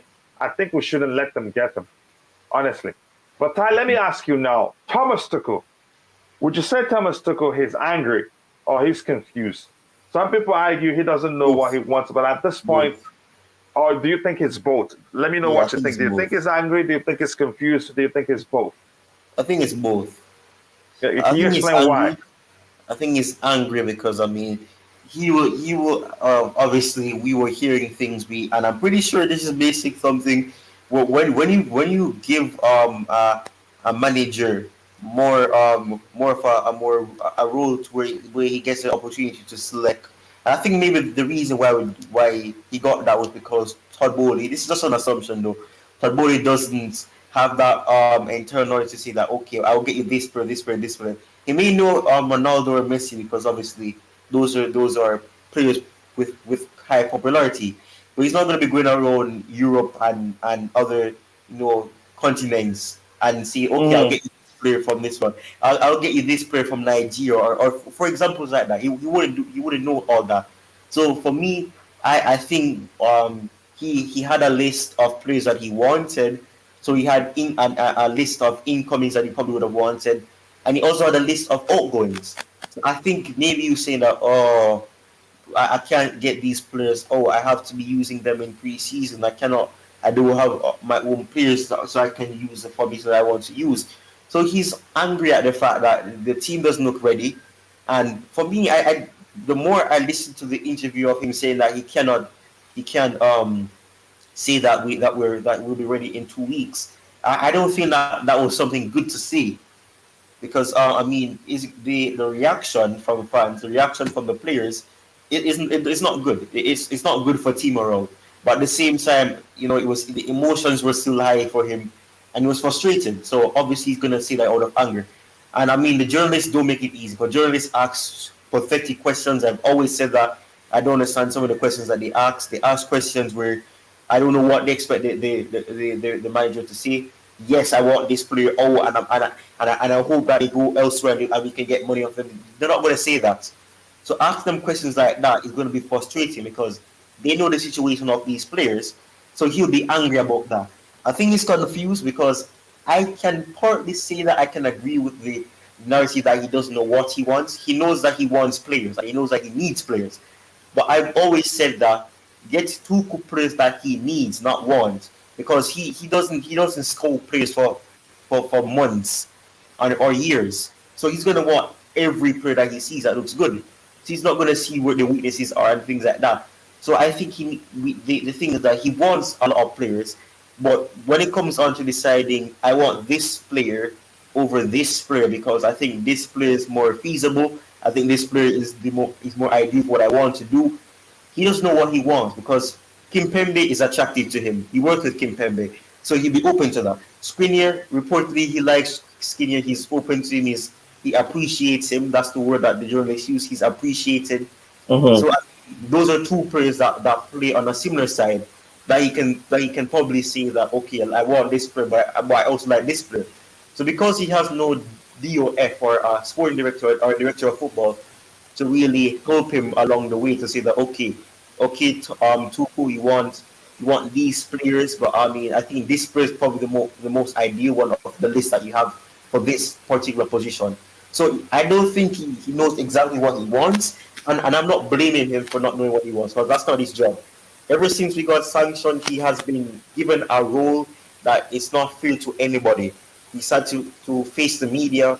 They would ask him pathetic questions. He's had to become mature to the point where he was frustrated, and he had to say that he doesn't know about war. That's not he's lucky to not have experienced it and to not be a part. So I think in that sense, his role has been difficult. It's not been easy. So I mean, him giving this role, and he even said it when he was interviewed. He said that ever since the club was sanctioned, he has never just been a coach. He's been everything all put together. He's become a scout, the person that identifies players, and all of that. So I think he's angry because he wanted a set of players. And Barcelona, or one of the reasons I think he probably is angry is that Barcelona have hijacked two deals of players that were not their players, and he wanted them, and obviously Lewandowski probably can be added to the list because probably wanted him, but he understood that Barcelona is his ideal destination. Dembele he probably wanted, but I don't know if the interest was as significant as people made out to be. I think he probably spoke to him when he was in London and everything, but I just don't think that the situation where he's angry is it's not something where it's not understandable. He's angry because we have a lot of deadwood players that we need to offload, but at the same time, like McLeod rightfully said, nobody wants flops. They don't want everybody. Not everybody's gonna want a flop. So some teams will come in for like a Werner, a Ziyech, but players like a Batshuayi or people like or probably like a Bakayoko, a Bogarama, and a Amat Miyazaga. Players like that, they're not going to be really impressed to say that, I'll take this player, I like this player. Not many clubs will come in and say that. So he'll be frustrated about the fact that he wants these players out, and it's not easy to get them out of the club because they're not really attractive to many clubs. So I think he's angry at the fact that, he had a plan, the plan is not going the way he would have wanted it to go. And now he has to accept that some of these players that he has may end up creeping into the squad that he to, and probably he has to go to what he went to with Barkley and Malang Sarr and Loftus-Cheek, in terms of wanting to get them to go on loan. And obviously the regulations that FIFA put in that you can only loan out 8 players. Obviously youth players don't really fall in that category, but like youth, or rather academy players that you have from they were young, and you want to loan them out, that doesn't go up for them, so you can loan those out. But like players that you've signed from other clubs, and then you want to loan them out, there's restrictions of 8, and then next year I'm here that's going to be 6, and then that's where it ends. So the restrictions are going to be tighter, so it's going to be difficult. So he wants to offload these players now and probably get them sold, but sometimes the easiest thing that he can probably accept is a loan for them, because right now we don't have the stance where you can say, okay, no, we don't want a loan. We want you to sign him, because we know that if we ask for them to sign him permanently, they may pull out and lose interest. And the point is that we need to free up space for his players, or at least get some players that he wants. So I think he is angry, and it's understandable, but at the same time he's confused because he doesn't know exactly what he wants, because he's not a DOF and he's not a scout. So That's what I'm. That's Yeah, what I agree with you. I think so much responsibilities, but that's by the way.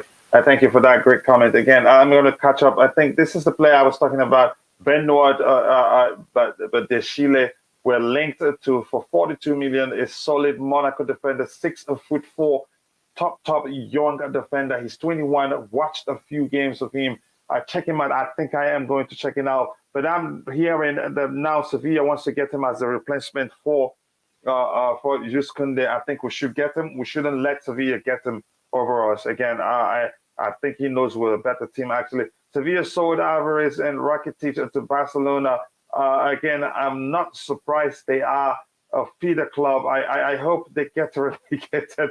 They never win La Liga. That may well happen. 42 million pounds, nowhere near at the 75 million for Wesley Fofana. And you're saving a good amount of, that's, I think it makes sense there. Again, Julius Adeniji, Julius, my Niger brother, says after losing players to Barca, it will be difficult for Chelsea to sell Alonso and Azpilicueta to them. Maybe, except if they see something that Todd Bowley discussed with Juan Laporta in Spain that hasn't happened, maybe to let us sign De Jong. But we'll see what happens. Fofana, again, Adam, you're very, very late, brother. How are you doing? More importantly, I hope you're good. It says Fofana recently signed a contract extension in March to 2027. We're going to pay well over the odds. Only played 7 Premier League games. I think it's a risk too. Plus the injury you talked about, what we have become. Again, I don't think we should be looking at him. Tuchel isn't happy and confused. You could argue that. I cannot handle just watching him from afar. This debacle, it's crazy. It's crazy, really. Says, to be honest, Kuchila, players like Benito from a school, Monacori, and I'm not sure what club are you talking about. The players we need, maybe high-profile players, aren't the move. Maybe the Kunde deal was a blessing in disguise. That may well be the case. I'm just trying to be positive. You should be positive because it may well be a blessing in disguise. We've seen situations where Barca fought tooth and nail to sign players. For instance, was the former Liverpool player. He ended up being rubbish to them, injured all the time. Again, we don't know how lucky we are until we see what happens. What about Leandro Trossard to Chelsea and Marc Cucurella? From Brighton. Yeah, I would take Cucurella in the snap of a finger. I would take Cucurella. Yeah, but the problem is that he's bent on joining Manchester City. Yeah, that's the unfortunate point. Yeah, I don't know if we can convince him to come to us. You could argue that's the reason why we haven't gone. Alexander Balengien, I hope I pronounced your name correctly. Fofana would be the best CB we could go for, better than Kimpembe, Vardy or Pau Torres, in my opinion. But Fofana is a risk given what we've experienced. He's not going to come for cheap, given that his contract is until 2027. Plus, it is a return from injury. Dennis Julius, my Niger brother, says Chelsea need a reliable technical director for the transfer period. The coach shouldn't be negotiating and sourcing for players. That can, it can be distracting. And hashtag Tuchel Kim. So what do you want with that? Highlights what our players need to go from Chelsea this summer. A lot of them, quite a lot of them. And I'm not going to start counting them. And my opinion would be any player that wants to leave will leave. If Hakim Ziyech wants to leave, let him go. If Timo Werner wants to leave, let him go. But we must be sure we have a replacement before we let them go. I don't think Todd Bowley appreciates what football means to us. I think the better thing to say would be I don't think he understands the politics of football, the politics of the transfer market. It's not that simple. Again, panic buys are going to happen for the rest of the transfer market. Maybe it may well come to that. Sell Alonso, Ashley, Barkley, Kennedy for 5 midfielders each. But that's why, again, Saar for 10 million. It's that cheap. Again, here is my brother. He's probably coming here to fight. It says the Green Top people, the Green Top. Make sure to go check out the Green Top YouTube channel. Be sure to subscribe and let him know I sent you, because if you do that, he owes me a bottle of beer. Each subscriber, he owes me a bottle of beer and maybe a chicken drumstick, and I want to get that from him anytime I get to meet him. Let him know I sent you. Go check out Green Top YouTube channel. Also check out Global Fans channel. Global Fans channel. That's the GFC. That one, the Global Fans channel covers football for all football, clubs, not just Chelsea. But Green Top is for Chelsea strictly. Make sure to subscribe, please. If you subscribe, each subscriber gets me a drumstick, chicken drumstick. Oh, you can. I don't eat wings. I like the drumstick, so be sure to do that. He says Samasuka is not confused. Unhappy, yes. And done on papers to send a message to honors. That may well be the case. I never thought about that. It's a Tuchel thing. Did it at Mainz, Dortmund, PSG, and now at Chelsea to send a message, get me the players I want, or you see what happens. Ty, your thoughts on that comment? I think it makes sense to a certain measure, but again, that brings to mind your argument yesterday regarding the usual pattern, a familiar pattern to how he left Dortmund and then PSG. So your thoughts? Yeah. I mean, I do. When I already explained why I said he's confused, but Green Turf doesn't think he is, and that's fine. For me, yeah, there's a certain pattern, and I mean the particular pattern, especially at PSG, was, and I think he would know that because he watches PSG as well, so he would have known the way he reacted, to questions. He'd go off on journalists and say why you ask these questions, but he wouldn't say why you ask these questions, but he will say that you ask these questions and you will twist what I say, and he would go on to saying other things, and he'll be frustrated, especially after games. And then people say that his team doesn't score enough goals, and he'd say that, yeah, well, I want to see them come and do it. So he was frustrated, and things started to crumble. So that's why I was saying that there's a pattern in terms of it, because it hasn't gone that severe, but sometimes he has he can control his temper. He will ignore the questions, and sometimes the foolish questions he will try to answer them in a calm way and a humble way and modest way. But sometimes the questions that they ask, sometimes I can understand when he's frustrated, because they ask him questions expecting him to give them an answer, outlining his entire plans, his system and his tactics, just so that they can understand something that is not really relevant to the whole situation. Mm-hmm. So for me, I mean, yes, he does. This is sending a message, and I mean the fact that he got more freedom, and the positive and negative is that the owners are not really acquainted with football in the sense where he is, or like Roman was.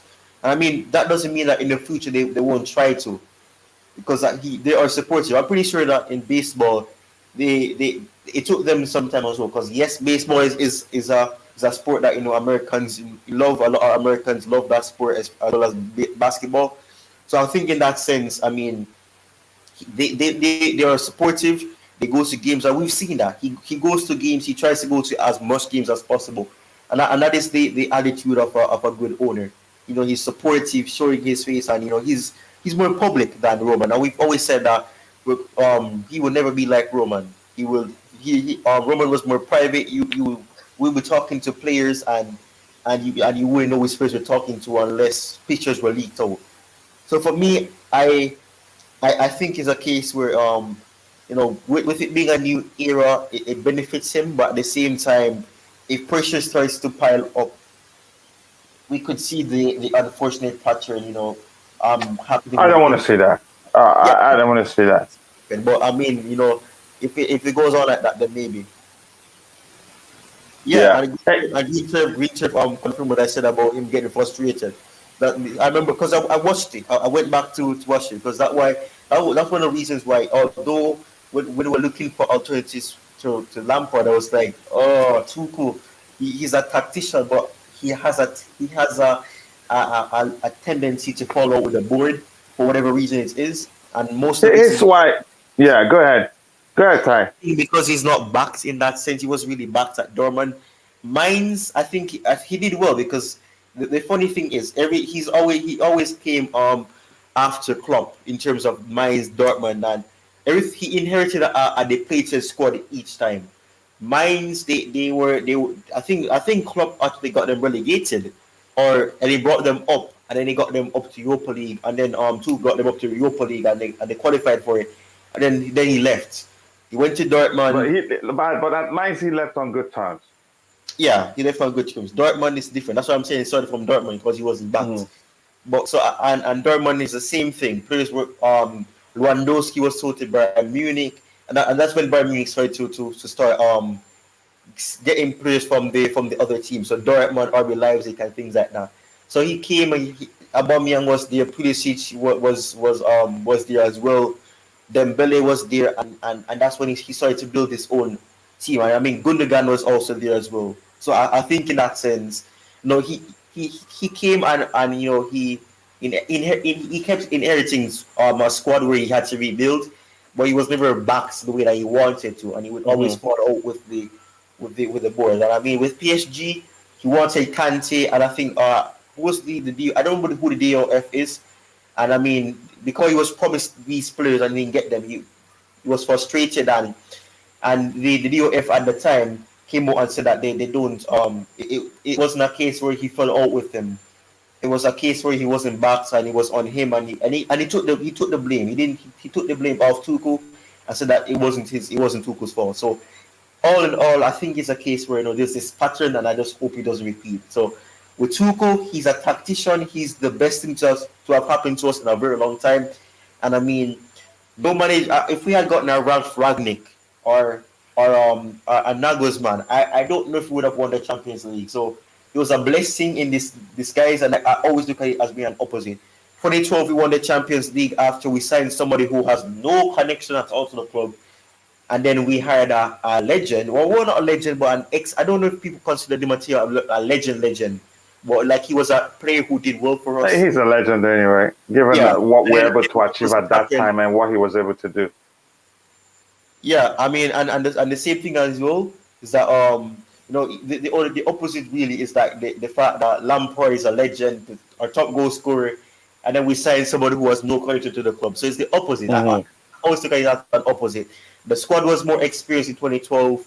The squad was more youthful or inexperienced in 2021. So I think in that sense, he's done a lot, and I think he deserves the backing that he was promised. And I think Todd Bowley will do all that needs to be done to back him in the future. I think he probably thought prematurely hiring himself as the interim DOF just didn't really make sense, because he doesn't really understand the football business.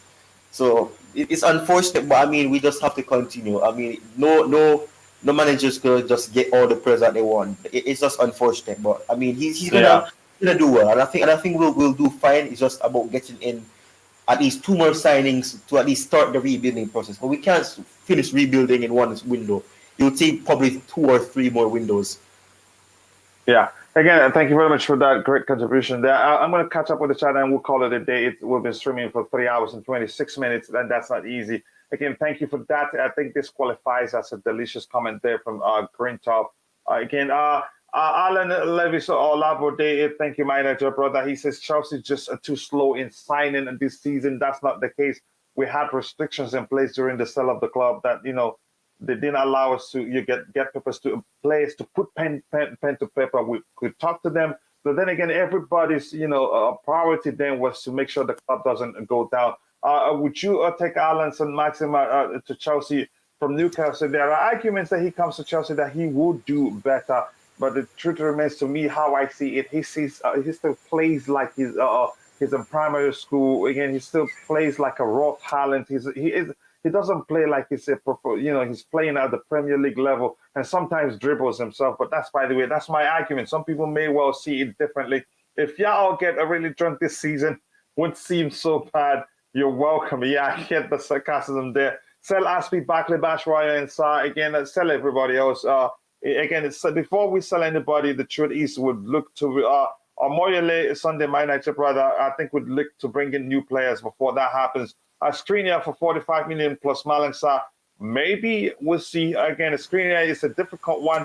Why they are reluctant to sell a player who has just 2 years left on his contract is why I don't know. Even PSG did beat it and they rejected it. Maybe they are in the process of renewing his contract. That may well be the case. We don't know. Yeah, but sending message to honest can cost him his job that's what happened previously. I think this time the case is different. He was there through thick and thick and thin when everything was going on, the sale process. He became the club's PR man, actually. But that's by the way. I say Todd should let those who know football to do the signings for the team. I agree with you. That begs the question. Even no matter how bad Marina were and Peter Cech were before he took over, again, the common sense, it's a transition period, and there's politics in football. There's politics in transfer dealings. He's not well acquainted with those things. He should have let them stay throughout the transfer window, like we were told that we're going to do before we were here and they left the club. And also, again, he has enough money. He's smart enough. He didn't become a billionaire by being dumb. We could also hire players, hire a director of football on an expatriate level or as freelancers to help the club get through, the transfer window. And maybe they get a chance to see if they like the job they did, hire them. And it's business for those guys. If you pay them, I believe they do that. Adam Partridge says if Thomas Tuchel went up from Chelsea, who would Chelsea get? No one out there, no top-class managers out there. I think the best we could do right now will be Zidane, and I don't think it'd come.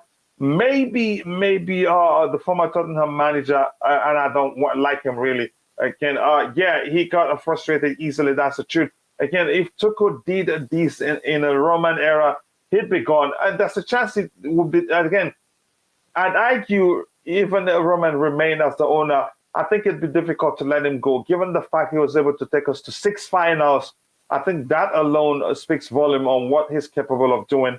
Again, I think Roman will consider that. A transfer window so far, 210. Yep, I agree with that. Yeah, Ty got a point. I'm not trying to contradict him. We're saying the same thing. I get that too. Says we again the Bridge CFC. Nice to see you, the Bridge CFC. I hope you're doing well. Thanks for joining us. I hope to see you more often so we can talk. Maybe arrange a collab. I really like to see that happen. Coach said it's a Maxima dribbles himself. That's not a lie. He does that every now and then. Let me just say, maybe overdoes it. If like anyone that would kiss a Tuchel on the lip is plastic and isn't a real fan. What does that mean? He doesn't like Tuchel, I guess. This is Sorry, Ty. What do you think that means? No, it says anyone that wouldn't kiss him on the lips. Okay, I'm gonna move on. Yeah, I thought that. Oh, wouldn't? Yeah, okay. I read it the wrong way. That's not okay. I would not. Plastic. I'm not a plastic, because I wouldn't do that. No, I wouldn't. If he counts me a plastic because I wouldn't do that, that's fine. Listen, football is business, and if he ain't bringing what he should, they won't care about what you have done. That's the truth. Again, that makes perfect sense.